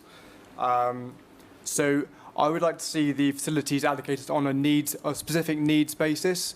So before the start of each year, each club would say, okay, if we, for example, with the boat club, because I've had experience with the boat club, we were given assigned rooms in teaching block to do circuits, which, if you know teaching blocks, it has tables, it has chairs, and it's not the right space for the job. So a specific needs thing, which is specific needs allocation of the rooms, would mean that basically each club is able to get as much of the best facilities they possibly can. So what would you do if one of the teaching courses booked a training area for one of the sports clubs? Who would you go to? What would you do to resolve the problem? So obviously with increasing student numbers as well, there's going to be increasing demand on our facilities, but I think that having this allocation and the specific needs given down by each society and each sports club before the start of each year would help reduce this problem. Obviously this will be occurring, but hopefully we'll be able to find multiple rooms that provide the correct facilities for different sports clubs and societies. Thank you, Ali. Okay. Moving on to Josh. So, under your participation heading, you want to introduce a formalised trial period to club membership that doesn't require a Team Surrey membership to try and encourage more people to get involved in sport. So this year, as hopefully you're all aware, there have been some problems with people not paying for their Team Surrey or their Surrey Sports Park memberships.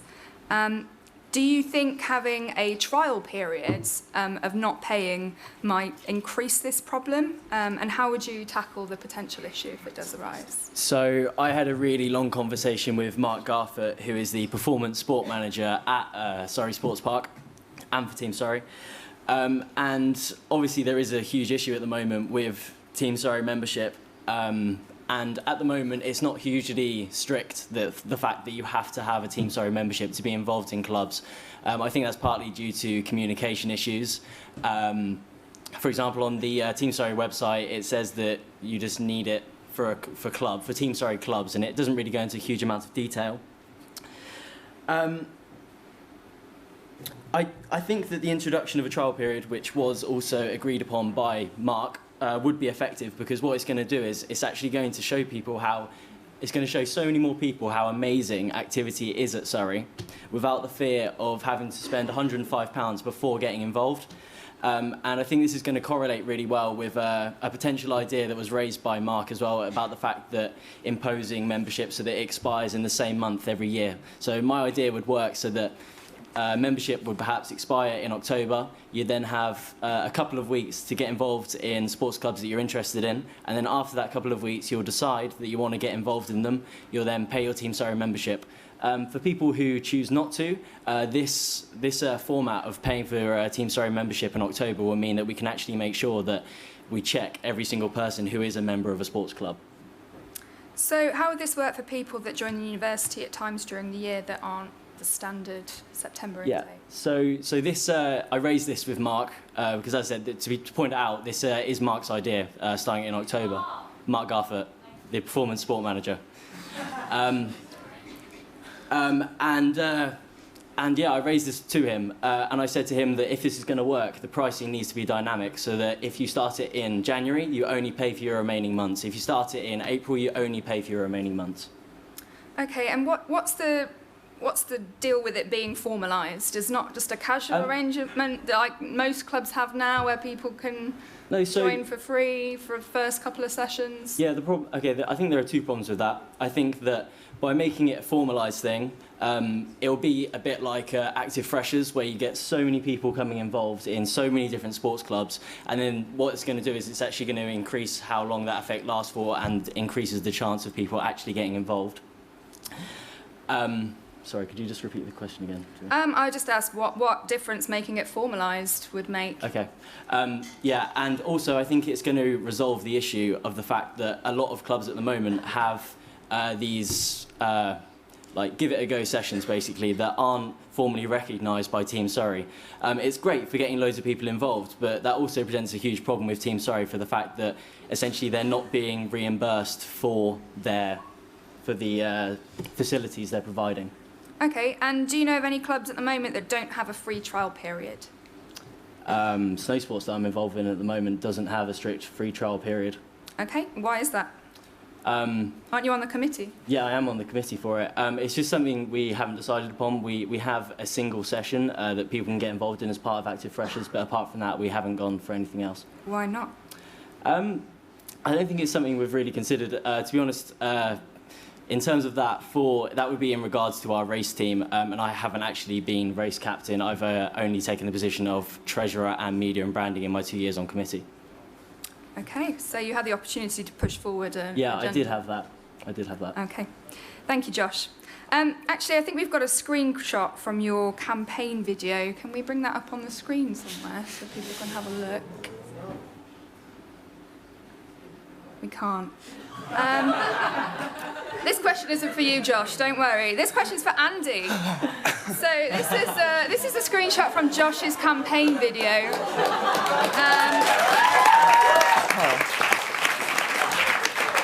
And it's quite obviously Josh's campaign video. I mean, he's right at the forefront. There are lots of people holding banners, asking for, supporting him. Can you comment why you're in this? Was this a deliberate attempt to sabotage, or did you just happen to be walking Honestly, this was, I say luck. This was just pure spot on timing. I was walking with Max there, who's next to me, to go speak to Ballroom and Latin, and we just happened to pass by, and I saw Josh, and I saw these people behind him, and I didn't really spot the camera guy at first until I got right up close and I realised they were actually filming. So, Did you record it on a phone or like a large camera by interest? It was recorded on a handheld drone.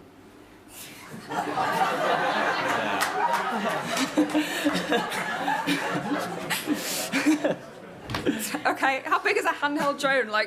Well, I wasn't allowed to fly the drone because of university regulations. However, it has a better camera, so that's why I used that. Okay. Just if anyone cared. So it's quite obvious that you're filming something. Yeah. So, possibly. Could you not have, I don't know, taken down your side if it was obvious that you're walking through a shot of someone else's video? that's a good point, but free publicity is free publicity. Is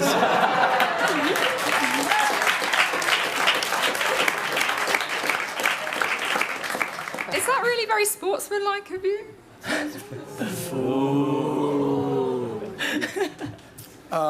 In sport, you've got to win. That's all I'll say. I'm going to mention play sport and everything else. Okay, let's move on to a different question. You want to increase students' knowledge of the huge range of societies on offer by having societies spotlight events featuring a new society each week on social media. How would you decide which is highlighted, seeing as we have over 160 societies and only 52 weeks of the year? Yes, there is quite a lot to sort of go around. I would like to do this by societies getting in touch with us. So I'd want societies to email forward each week why they think they deserve to be in the society spotlight. Much as we've done recently in sports standing with the team of the month, team of the week. Thank you.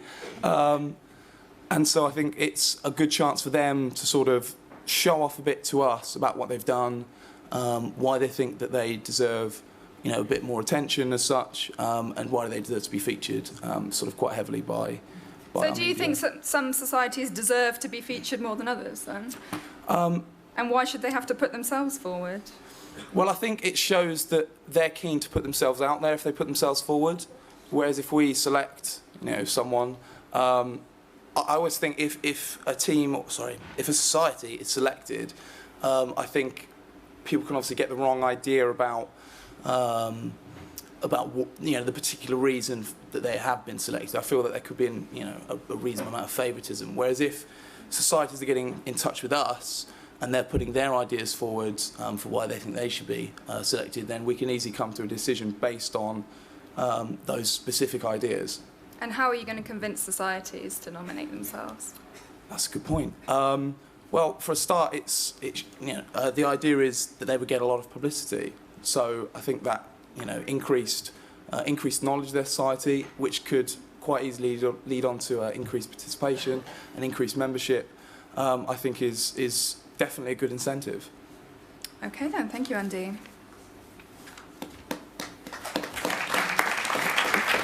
I like that Ali had to start the applause. That's sportsmanlike. Good point. Okay, Ryan.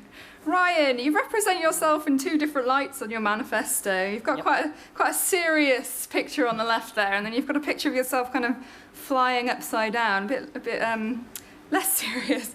Which of these Ryans are you going to be if you're elected? Ooh. Well, I believe that the role as being VP is you need to be serious when things need to be put forward to higher sort of management. When people aren't listening to the student body quite as much as they should be, that is then when you put the serious side on. You come forward with the students' views saying this is something that needs to be changed because of this is what the students believe. Whereas the other side of me as well, the sort of flipping around sort of side, the flipping good side of me, I could say, is something that would allow me to be more approachable, so other sports teams, societies, anyone could just come into the union office, have a chat with me, and it's not going to seem like you're walking into Dragon's Den with the other picture. So just someone that can be just sort of approachable but serious when things need to be sorted out. Cool. Okay, and one of your manifesto points, you want to adjust the STARS criteria to increase connection between sports teams and societies with each other and other union zones. So the activity zone at the start of this year approved new STARS criteria. Can you explain a little bit how they adjusted it and how you plan to build on it? Okay, so I've had quite a lot of a look at the STARS criteria because personally to me, I didn't really know much about the STARS criteria until I came back because the previous year I was on placement, so I didn't have any sort of knowledge of that sort of side of it.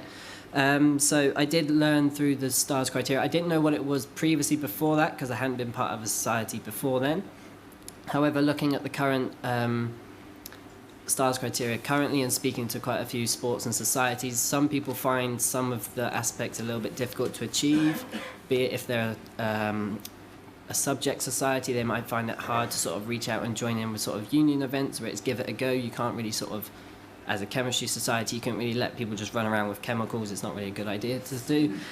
So to just sort of adjust it in a way that smaller societies and those that find it hard getting involved with other things can potentially join up with another society or another sports team or another zone to sort of work with and push something that will help them meet the STARS criteria. Okay then, so can you name a successful collaboration between two or more societies or clubs that's happened this year? Well, I know that rugby put on a really good campaign with, it's not a collaboration with another society, but the rugby with the LBGT awareness. That was a collaboration. Yeah. So that collaboration was something that was really popular, I heard. I was at the sports park, I saw a lot of people getting involved with it, and it was really something that stood out to me as something that was really good to see a sports team pushing another campaign to help out. Can you just explain a little bit what that campaign was? They had a campaign where it was the rainbow laces was something they were giving out. I believe there was other sort of, I think there was glitter going on or something like that as well, where people helped get involved with getting the laces, getting involved with the glitter and things like that. Okay, thank you, Ryan.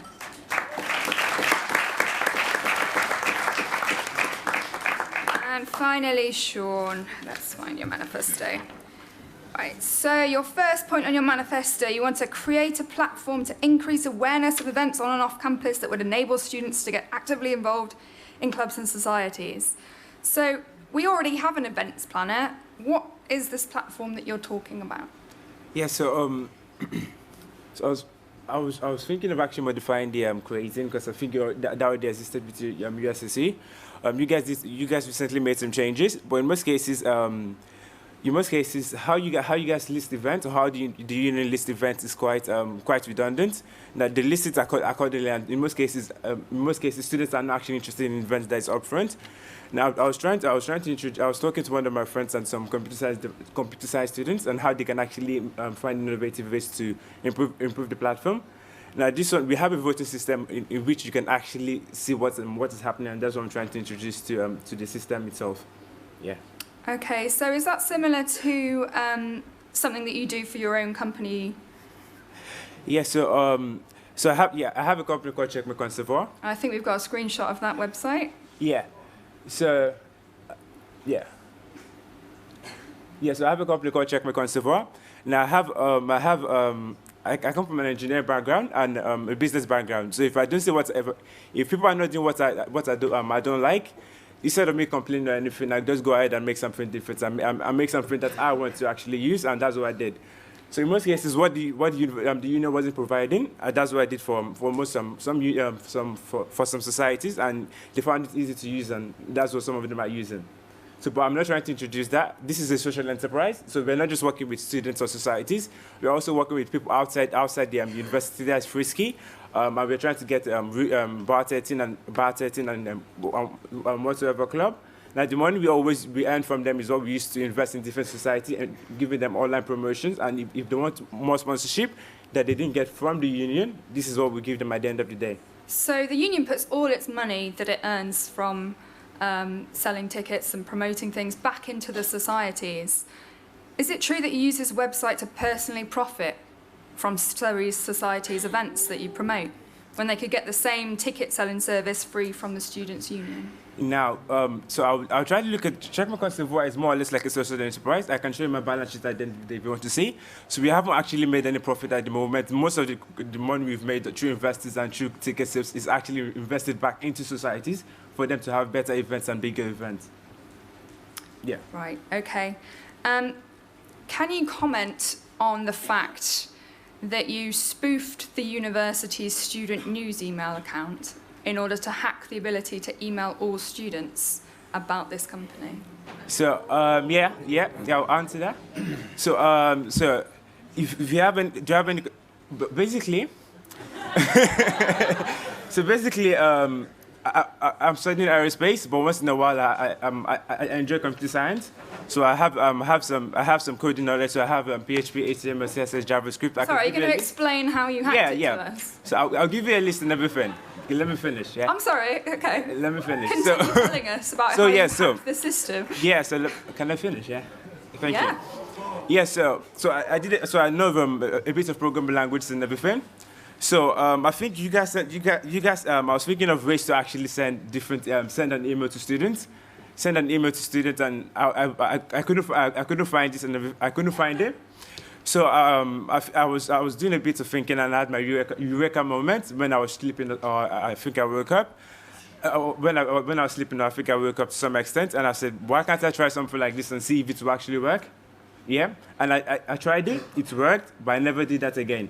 So I tried it to work, I never did it again. Some people contacting me on how I can actually do something like that, and I never replied. So it was just curiosity that actually led me to that state. So you're promoting the misuse of the university's IT system? No, but I don't. It's technically a disciplinary event. I don't think anybody in their right mind will actually know how to do it to some extent. It was just something I was curious about, and I did at the end of the day. You were curious about it, okay. Let's hope that you don't work out how to hack the voting system for SurreyDecides.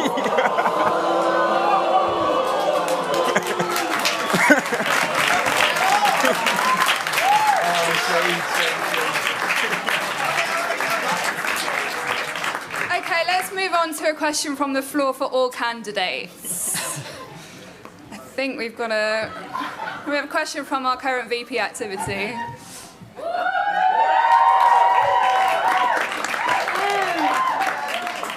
Hello, VP candidates. Okay, I have a question. Are you ready? Yeah. You look scared. It's okay. Right. As VP, you are responsible to manage not only your zone... It's a bit of a late response, sorry. Are they okay? Yeah, fab. Okay, as VP, you are responsible to manage not only your zone, but yourself. Part of this will include creating brand new campaigns to encourage participation and development of students through activity involvement. I would like you now to write down one unique campaign that you would introduce as VP activity.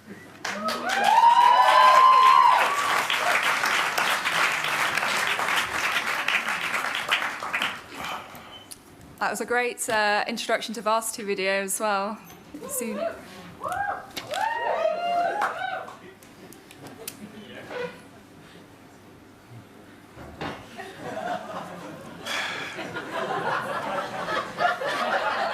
What does that say?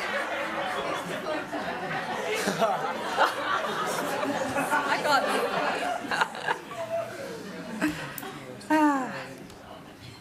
Can anybody answer? Or? You can go. Are we ready? Are you ready? Yeah. Yeah, let's go then. Let's start from the right. My right. Go on then, Ali. Okay, so one of my big points under my identity part of my manifesto is to increase awareness of what's actually going on campus, not just for Team Surrey, but also for Surrey societies. So I want to run a new advertising campaign for Team Surrey and Surrey societies. This would involve making Team Surrey more inclusive. So currently Team Surrey just includes buck sports and high performance athletes. I want to expand this so that not only these people, but also people that go to do social sports, so play sport, feel part of Team Surrey, and people getting active on campus, going for a run with their friends, they all feel part of Team Surrey. I think that's really important because currently it's an exclusive club. My next point is with regards to Surrey societies. Currently, the only platform for knowing what's out there with Surrey societies is the union website, which, as has been said to death, it's rubbish. And what I would like to do is have a new profiling campaign each week of a different society, similar to what Ryan said, and I would categorise the society into 4 different sections: community sections, so with regards to things like Arabic Society or the ACS, African Caribbean Society. And then, for example, we could have academic society, so FISOC, ChemSoc, and also household society, so things like BakeSoc, Guarding Society, things that teach people skills that they'll need outside university. So this advertising campaign would work similarly to how we see the big 4th place posters around campus with in front of AP. I'm sure everybody's seen it, and it's great advertising. It creates a community and a proud feeling of being part of Surrey University. I want the same size banners, or very similar size banners, but about Team Surrey and about Surrey societies to raise awareness. And I've already spoken to the marketing department at Surrey Sports Park, and I've emailed, but I got no reply from estates and facilities about running this campaign. And I know how much it would cost for each banner, roughly, between about £250. I'd hope to use societies like PhotoSoc to help do this campaign.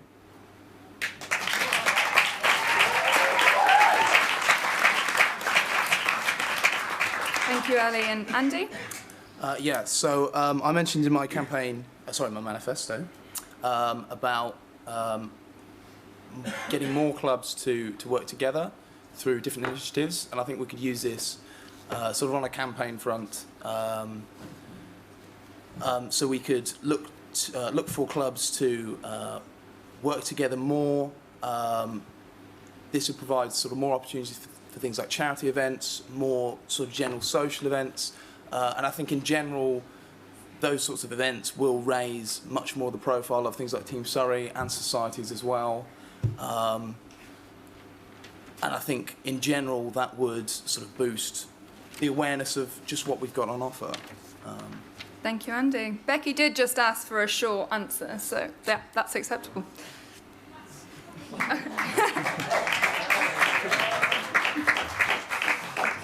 Okay, Josh. Okay, so a couple of weeks ago I was in a class and there was a first year student in there, and the first year student asked me exactly how she can find out even which societies and sports clubs are present at the university. She had absolutely no idea about the union website and exactly the details about how you become a member and stuff like that. The campaign that I developed would focus around this idea, providing detailed information to people rather than the broad approach that the union currently has. At the moment, there's a lot of posters which show basically every sports club and every society. However, that doesn't actually say a huge amount, especially to first-year students, exactly how to get involved in them. So yeah, my campaign would focus around providing detailed information on what clubs and societies do and how exactly to get involved. Thank you, Josh.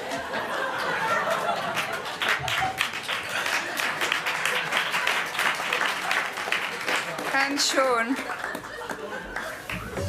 Yeah. Yeah, so for me, I'll be focusing the kind of campaign I'll be probably bringing forward is maybe a one-word fashion event. That's what I'm currently working on. So this involves different7 to 10. Aren't you promoting that on your website at the moment? I saw you tweet it earlier. I am. What did you say? What was the question? You're promoting that on your website at the moment, aren't you? Selling tickets. Yes. Okay. So that's what probably so different celebrating different cultures to some extent, celebrating different cultures, and I'm thinking of maybe an urban festival. So actually celebrate different cultures. So for me, I personally feel like we should be celebrating cultures. We should be focused on societies. They shouldn't just be handling different events by themselves. We should show different members of different societies what actually goes on in other societies to some extent. So that's what I'll probably promote if your VP activity. Thank you. Okay, Sean. Yeah. And finally, Ryan. Okay, so this is something I've already outlined on my manifesto. There's a campaign that I'd like to start off, which is Sports Society Switch. So this isn't something that just entirely encompasses sports and societies, but I really want to introduce and really sort of encourage the collaboration between and within societies and within sports and societies and within sports. So for example, I want to set up a platform where each society and sports team can say when they have events or social things happening. So for example, something like hockey could join in with the bake sock and have a bake-off with them or something, and then the baking that has been made can then be used in a charity event to raise money for a cause. Something like that, just getting people to work together. So, for example, also Disney Sock could host an event with, say, another sports team or another society, and they can open up to all students. And while the students are there, they can talk to them about their society or sports team, along with having like a Disney film night along with Disney Society. So that's something I'd like to start off as my role as VP.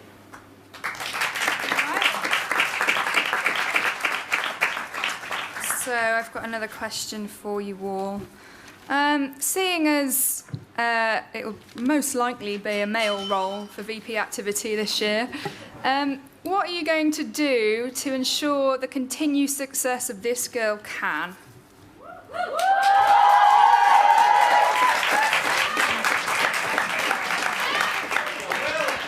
So let's just keep these answers brief, a sentence or two. Let's mix it up. Let's start with Josh. Yeah, so firstly, amazing work by Becky with This Girl Can. It's been a huge success. However, to keep it short, it's not a problem for a male to lead a campaign like this. It's not even an idea for me that it would be a problem for me. So yeah. Thank you, Josh. And Sean. Yeah, so for me, how I'll be able to handle it is getting feedback from my chairs and asking them how I can actually make something more tangible for the event itself. Yeah, thank you. Thank you, Sean. And Ali. Sorry, could you just quickly repeat the question? Yeah, how will you ensure the continued success of This Girl Can? So I spoke to Surrey Sports Park today, and This Girl Can will be continuing regardless of who takes over. I've heard that from people in charge there. Having said that, I think it's a fantastic campaign, and it's incredible that we're getting girls out there that wouldn't get involved with sport otherwise. So I'd be 100% behind that, and I'd continue it. Andy? Yeah, just following on from pretty much what everyone's saying, which is continue it, make it bigger, make it better, get more people involved, and it'll be an even better experience than last year. Thank you, Andy. And finally, Ryan. There's not really too much I can add to everyone else, whatever other people have said, but having spoken to both Becky and then people from the sports park, they really loved the idea. It worked really well. It was going to happen regardless of who takes over as VP activity. So at least we know the sports park are really up for it and really want to carry it on, so therefore they'd be happy to make it bigger next time. Thank you, Ryan. Okay, so the majority of your time next year will be spent on sports, as societies tend to be a little bit more self-sufficient. However, you need to represent and understand the needs of societies. What is one of the biggest issues that societies face? I mean, there are a few issues that they face. So I just want you to name one of the issues and how you would tackle it.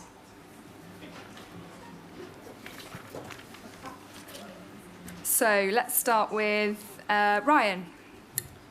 Okay, so one of the main issues I've got from speaking to a few societies that I've managed to get back to when I've messaged them is a lot of people sort of struggle with room bookings and sort of finding times where they can actually organise meets that people can come along to. Because again, people have some really busy schedules. Wednesdays are starting to get used by some classes. Lectures going on till the evening, which can really sort of stop people from getting involved with things. So I really want to use my role as VP Activity on the committee that speaks with the leaders of the faculties to make sure that evenings and Wednesdays are kept free so that people can join in with their spare time and use the activities that they can. Thank you, Ryan.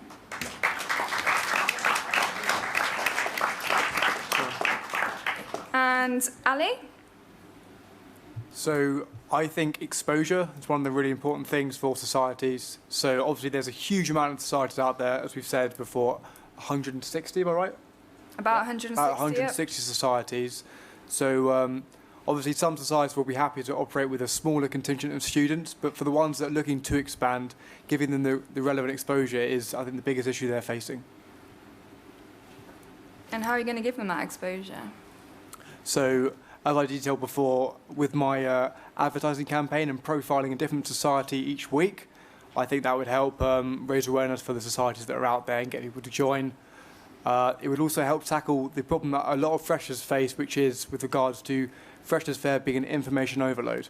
I know myself, I signed up to 50 or 60 different societies, got 50 or 60 different emails, and then never replied to any of them because I got loads of replies and it was too much to take in at one go. So having a weekly coverage of different societies allows people to consider one at a time what they might like to join. Oops. Thank you, Ali. And Sean, what is one of the main issues that societies face and how would you tackle it? Okay, for me, I think one of the main issues is organization. Now, I'm in charge of the society itself, so the Nigerian society. Now, one of the main issues we actually face is organization, getting people involved, the booking, like you said. But in most cases, how we actually get our bookings through email. We never knew about the online website itself till I think a few weeks later. So I think I'll have more or less a few sessions, maybe monthly, to tell societies and give them a bit of feedback on how they can actually manage events and organize the events. Okay, thank you. And Andy.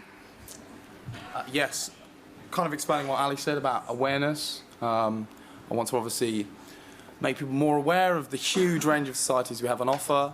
I think in one of the early debates we mentioned about some clubs going dormant, and I think that is partly an awareness issue as well. I think that not many people are aware of how they can get involved with these clubs and societies, and I think if obviously people are made more aware, I think they're going to be more interested in trying to get involved, and I think you'll eventually find that you'll have more people to be able to take on these roles and keep these societies going for much longer. Is awareness enough? What are you going to do to make sure that they actually do something? I mean, awareness is the starting point, essentially, and you'd look to build on that through various ideas, perhaps. On the spot a bit.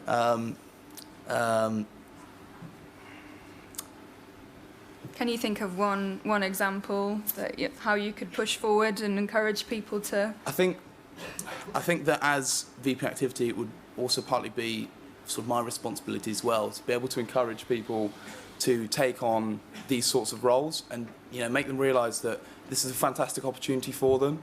And I think that whoever gets this should really be someone that is outgoing and pushing people towards great opportunities, as I've said, because there's a huge range of clubs and societies to get involved out there. And I think it's very important for our students to get involved and make a difference with their university. Okay, thank you, Andy. And finally, Josh. Okay, I believe the biggest issue affecting societies is funding. Ultimately, this is due to the very restricted union finances and the fact that we have so many societies, which is a great thing at the end of the day. That essentially means that it's not realistic to assume that the union is going to give you 10 times as much budget when I become VP Activity, because that's totally unrealistic. However, my time as treasurer for snow sports taught me a lot about alternative ways to raise money. So as a VP activity, I aim to assist societies with alternative methods such as sponsorship and crowdfunding. Thank you, Josh.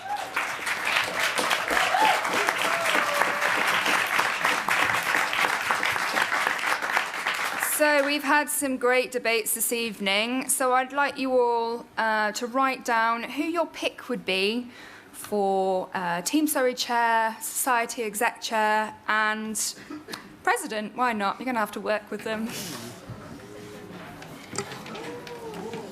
So who would you like to see in your team as Team Surrey Chair, Society Exec Chair, and President? Yes, Emily.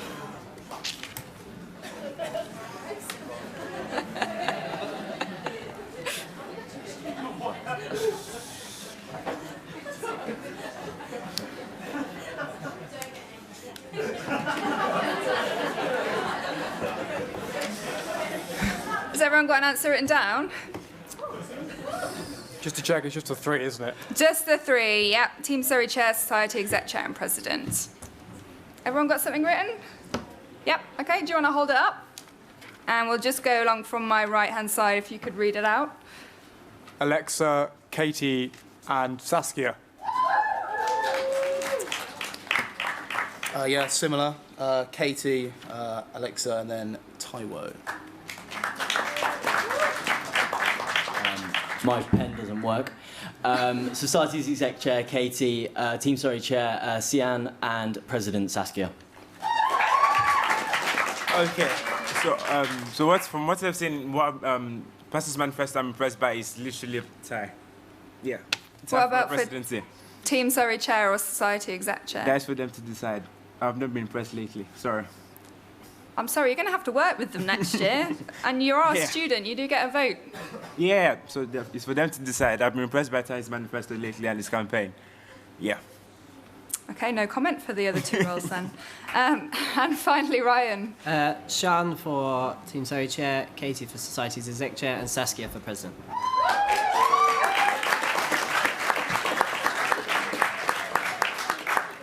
Okay, we have time for one final question. Does anyone have a burning question from the floor? I think Alex had one earlier. We've got one down here. Can we just have one final? Sorry, I've just sprung that on you, Leonie. I'll make you run all the way around. This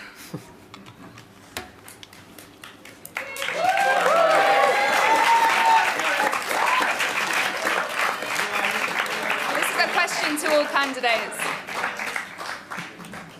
So, as Social Sec of Musical Theatre Society this year, I've had a really big issue with when trying to organise events, as it's part of STARS that we have to have an event, host an event with another society.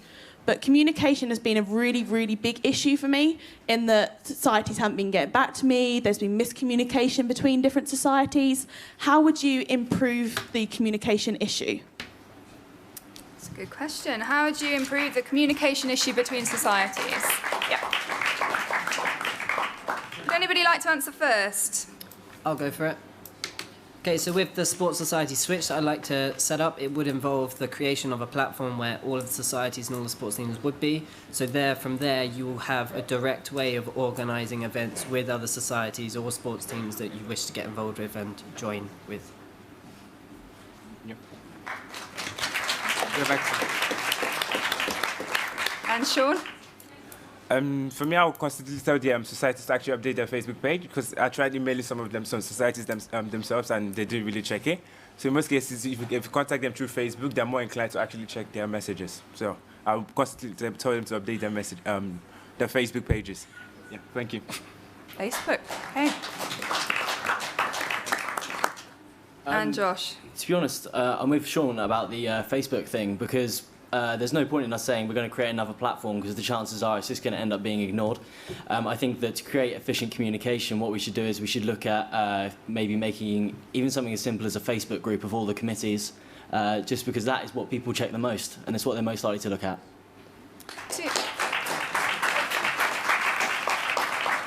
Just as a question, to the person that asked the question, do you already use Facebook as a communication tool? Yes, we do. Yes, we do, is the answer to that. So I suggested setting up a group with all of the all committees. of the committees. Yeah. Is that going to be easy to run? Yeah? Oh, some good feedback from that idea already. Okay, and Andy? Wow. Yeah, that is, I mean, communication is obviously a massive issue, I think, between lots of different clubs and societies. It's quite a tough question to answer, because obviously, you know, some people are really keen and on it and will answer emails straight away as soon as they get them in, and then other people will have a look and then leave it for, you know, 5-6 days and then come back to it. And so I think, whilst obviously people have mentioned Facebook and another platform, I think it's about motivating people to be able to understand how important they can, you know, be by leading their society. And it's the little things like emailing back that really can, you know, make a difference to how your society is run. So I think it's more about encouraging people to be more active within their societies, and encouraging people to, you know, people who are enthusiastic to get involved. So that's my sort of slightly alternative way of, you know, trying to avoid Facebook and stuff like that. But. Thanks, Andy. And finally, Ali. So I like to say I do agree with the Facebook points as well, but from an individual perspective, what I would like to see introduced is, I've provisionally called it Collaborations Meet, which would be outside of society standing and sports standings, where we get all the, we organise maybe a number throughout the semester of different sports clubs and different societies to meet, to discuss face-to-face what they'd like to do to collaborate. This would be a great way to get people actually engaged with different committees and seeing some more collaboration, which I think is really needed on campus. Thank you, Ali. And unfortunately, that's the end of this debate. Thank you. Let's just have a round of applause for our candidates. Thank you to everybody here and everybody that's helped out. Have a good evening and see you tomorrow night.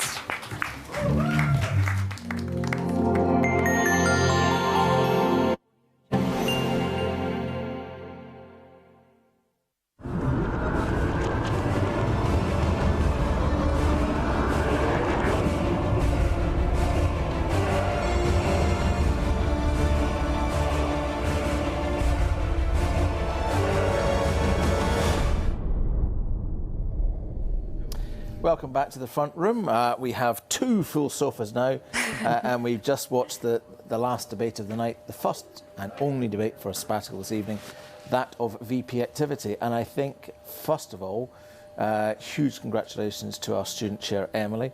Emily's a PGR, incidentally, so don't say that PGRs don't get active in the union.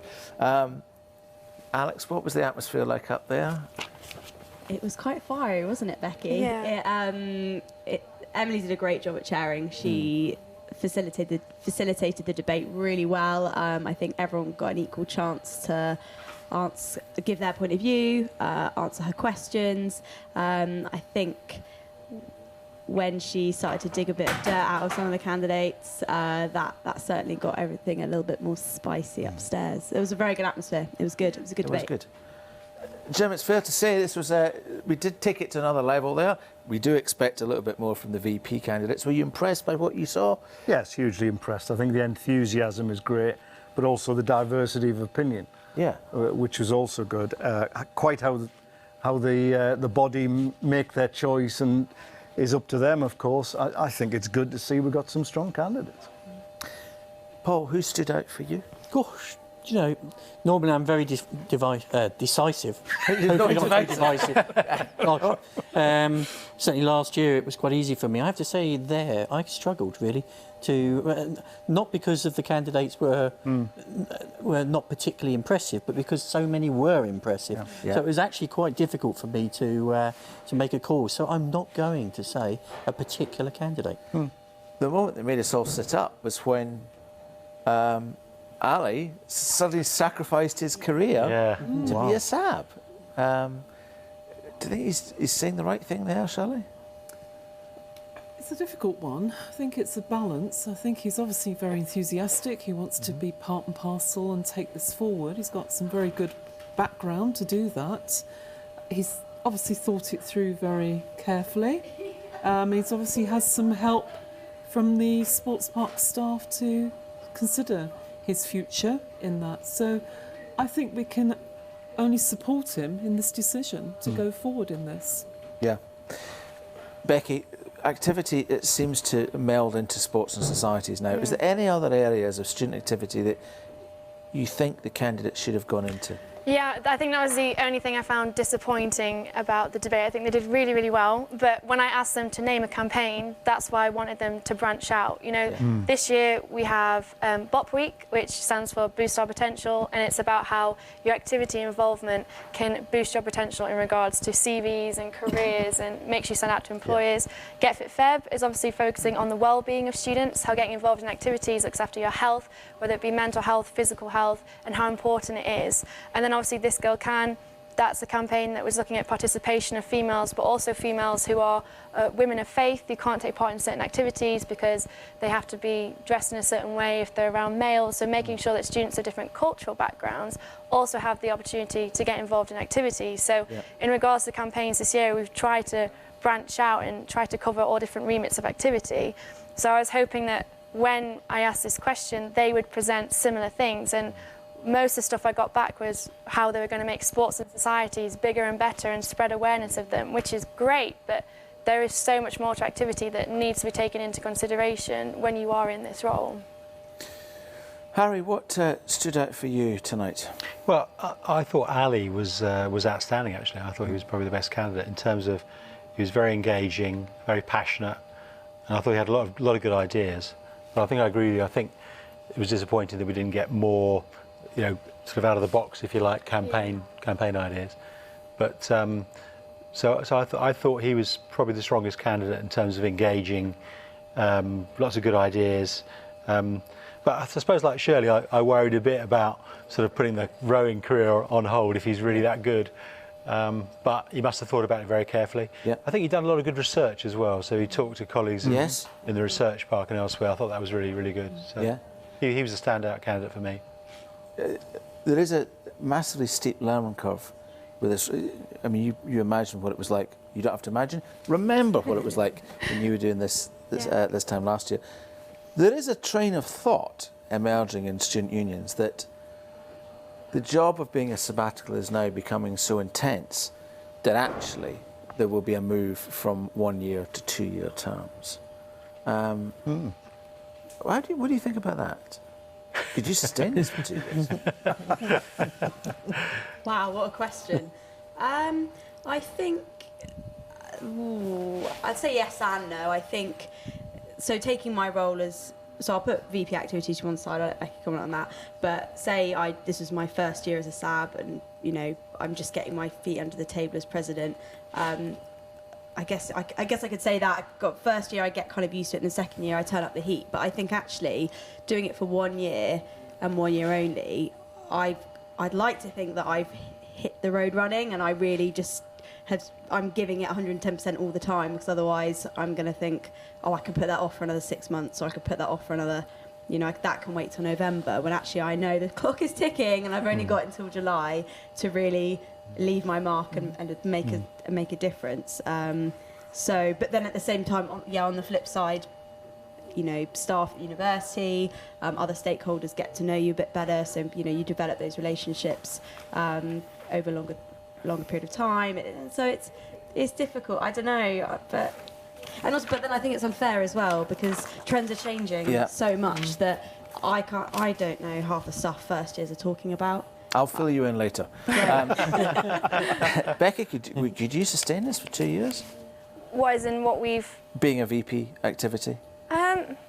I'd like to think so. I think when you put yourself into this position and you run for the role, I always think you wouldn't run if you didn't care. So, for example, the activity zone members earlier, they were all very scared, and the first one's up and the volunteers, and I went up to them and I said, you wouldn't run for this role if you didn't care about it. And that's the magic of SurreyDecides. It is quite an intense progress to go through, but you do it because you care and you want to make a difference. You wouldn't put yourself through that again if you weren't going to put your all into the role, which is why I think it's good that SurreyDecides is challenging, because it reminds candidates who do run again to have a second term in office why they are doing it, and it tests them too, because there are plenty of people who run for positions who are students who have never been involved in the union before, and sometimes they put a real punch in. They're like, yeah, I've never run for a position before, but I'm going to put my all into it because I really care. And it tests those that have been involved, because they're like, oh, they're really going for it. Like, I can't take this for granted. You know, I have to do exactly the same as them. So yeah, I think it's definitely something that you can maintain it. You just have to remind yourself why you're doing it and keep that motivation. Jim, a lot of the candidates all through tonight were talking about the pride they have in Surrey, being at the University of Surrey, the pride they have in Team Surrey, bleed blue and gold, etc. We didn't see it, but I did get a message that the reaction to the varsity video upstairs was immense. People screaming, and these are really tough times for higher education. They're tough times for students. You know, with the way that funding changes, it must be great to see from your perspective that with all that, you know, the pride in the institution and being a Surrey student is probably higher than ever. And how is that maintained? First thing to say is it is brilliant to see it. I see it also on council, where we have 15 people coming from outside, working very hard in normal life, totally unremunerated, want to be part of council to help the university and to help make that experience the great experience it is. I think we were talking before about, you know, could a SAB do 2 years instead of 1? It's a big ask. Yeah. You know, the guys have got to get on, get careers, got lots of other things. I think the most important thing we can do to help is make sure that there is real consistency year from year. So everything these guys do, everything the whole student body do in a year doesn't then start again. Yeah. It builds and it goes forward. And in fact, I think that's the biggest challenge for the union. So as these guys only do a year, I think it falls on you. So what do you do to make sure that consistency is maintained? Yes, probably fix the union website by what people were saying tonight. I think that would be a good start from what we've heard, yeah. But there is consistency, because working with the SABs, there is a consistency, there is that opportunity to continue. So what you leave is a legacy for your next group to go forward with.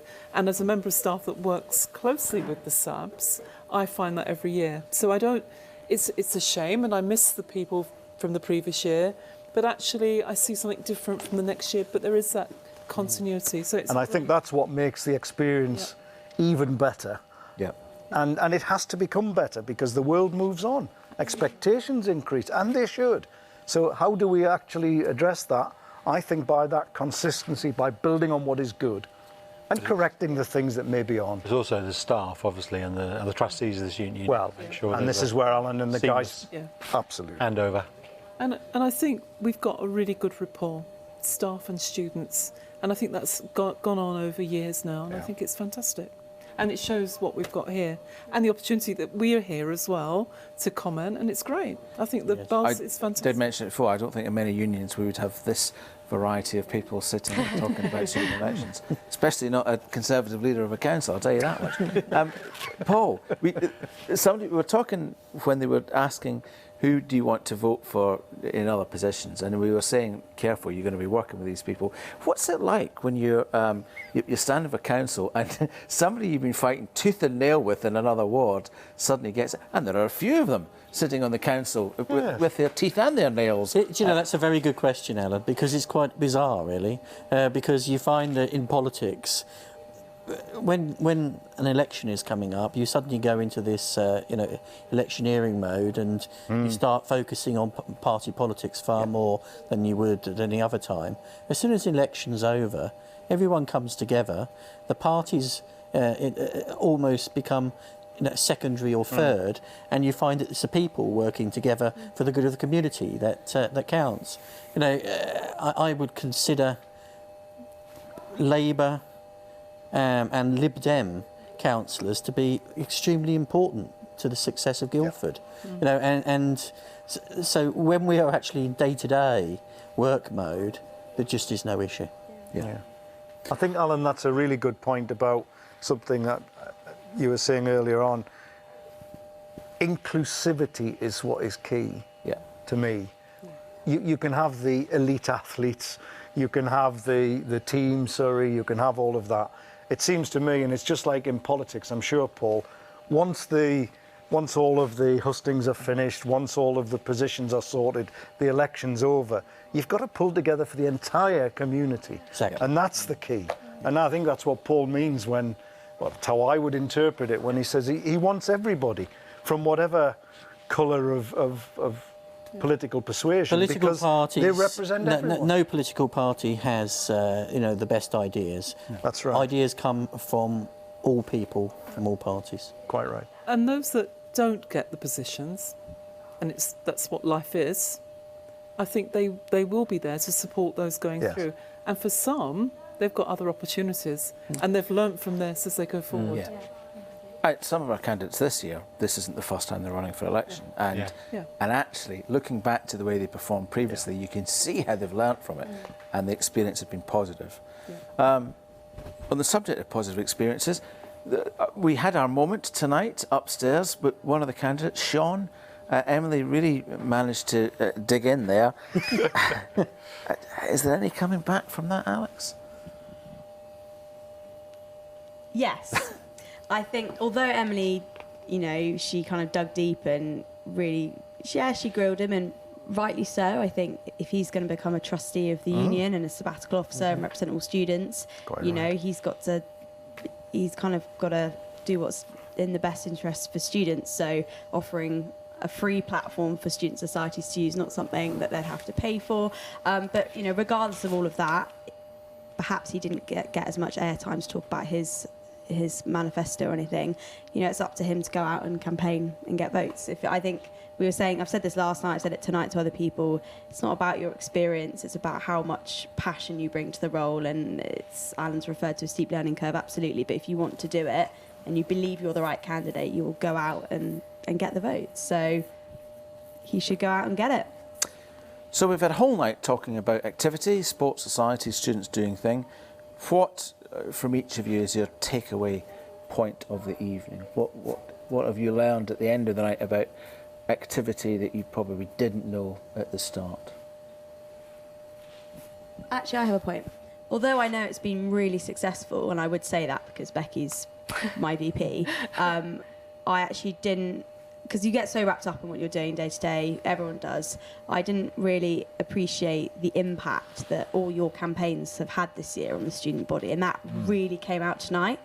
Like, it really, like, you know, yes, there's only a handful of people upstairs, but it was all over social media, and it was, people were just singing your praises, and the activity zone. You know, you should be really proud of the work you've done this year, because it really sets precedent for the next VP activity. So that's what I've learnt. Oh. Thank you, Alex. Anybody else picked up anything? I agree with Alex. I think there are. It can't just be how great Becky's been. This is about the next generation. It's a Becky show. Come on. I think there's been a lot of campaigns that have been excellent. I think what they're going to do is take these forward and build on those, and hopefully expand, as Becky has said. I do think there needs to be more communication. I think students and staff need to know and sing the praises. You know, Bucks, we are 26, 27? 28. 28. At the minute, yeah. But all of that, and I think we can only promote it more and more. But I think it's been fantastic this year. There's lots more to come, and we move on. Paul? Just quite simply, the strength of community here and the commitment that shines through from the candidates. We have 30 seconds before YouTube cuts us off. Tomorrow night, big night, we got President. What are we expecting tomorrow night, very quickly? Tomorrow night, I think there should be passion, lots of good ideas, and some outstanding candidates. Fiery questions. Outstanding candidates, and good luck to them. A strong questioning. Strong questioning tomorrow night. Battle of the Giants tomorrow. Yeah, it's a big one. Alex? Oh my gosh, All right, well. Yeah, I can't. Okay. We've come to the end of our 4 hours, can you believe it? Thank you to all my guests down here tonight, Harry, Becky, Shirley, Paul, Jim and Alex. I'll be back tomorrow night, as will all of us, for another night of Surrey Decides as we climax with a debate for President. Have a very good evening.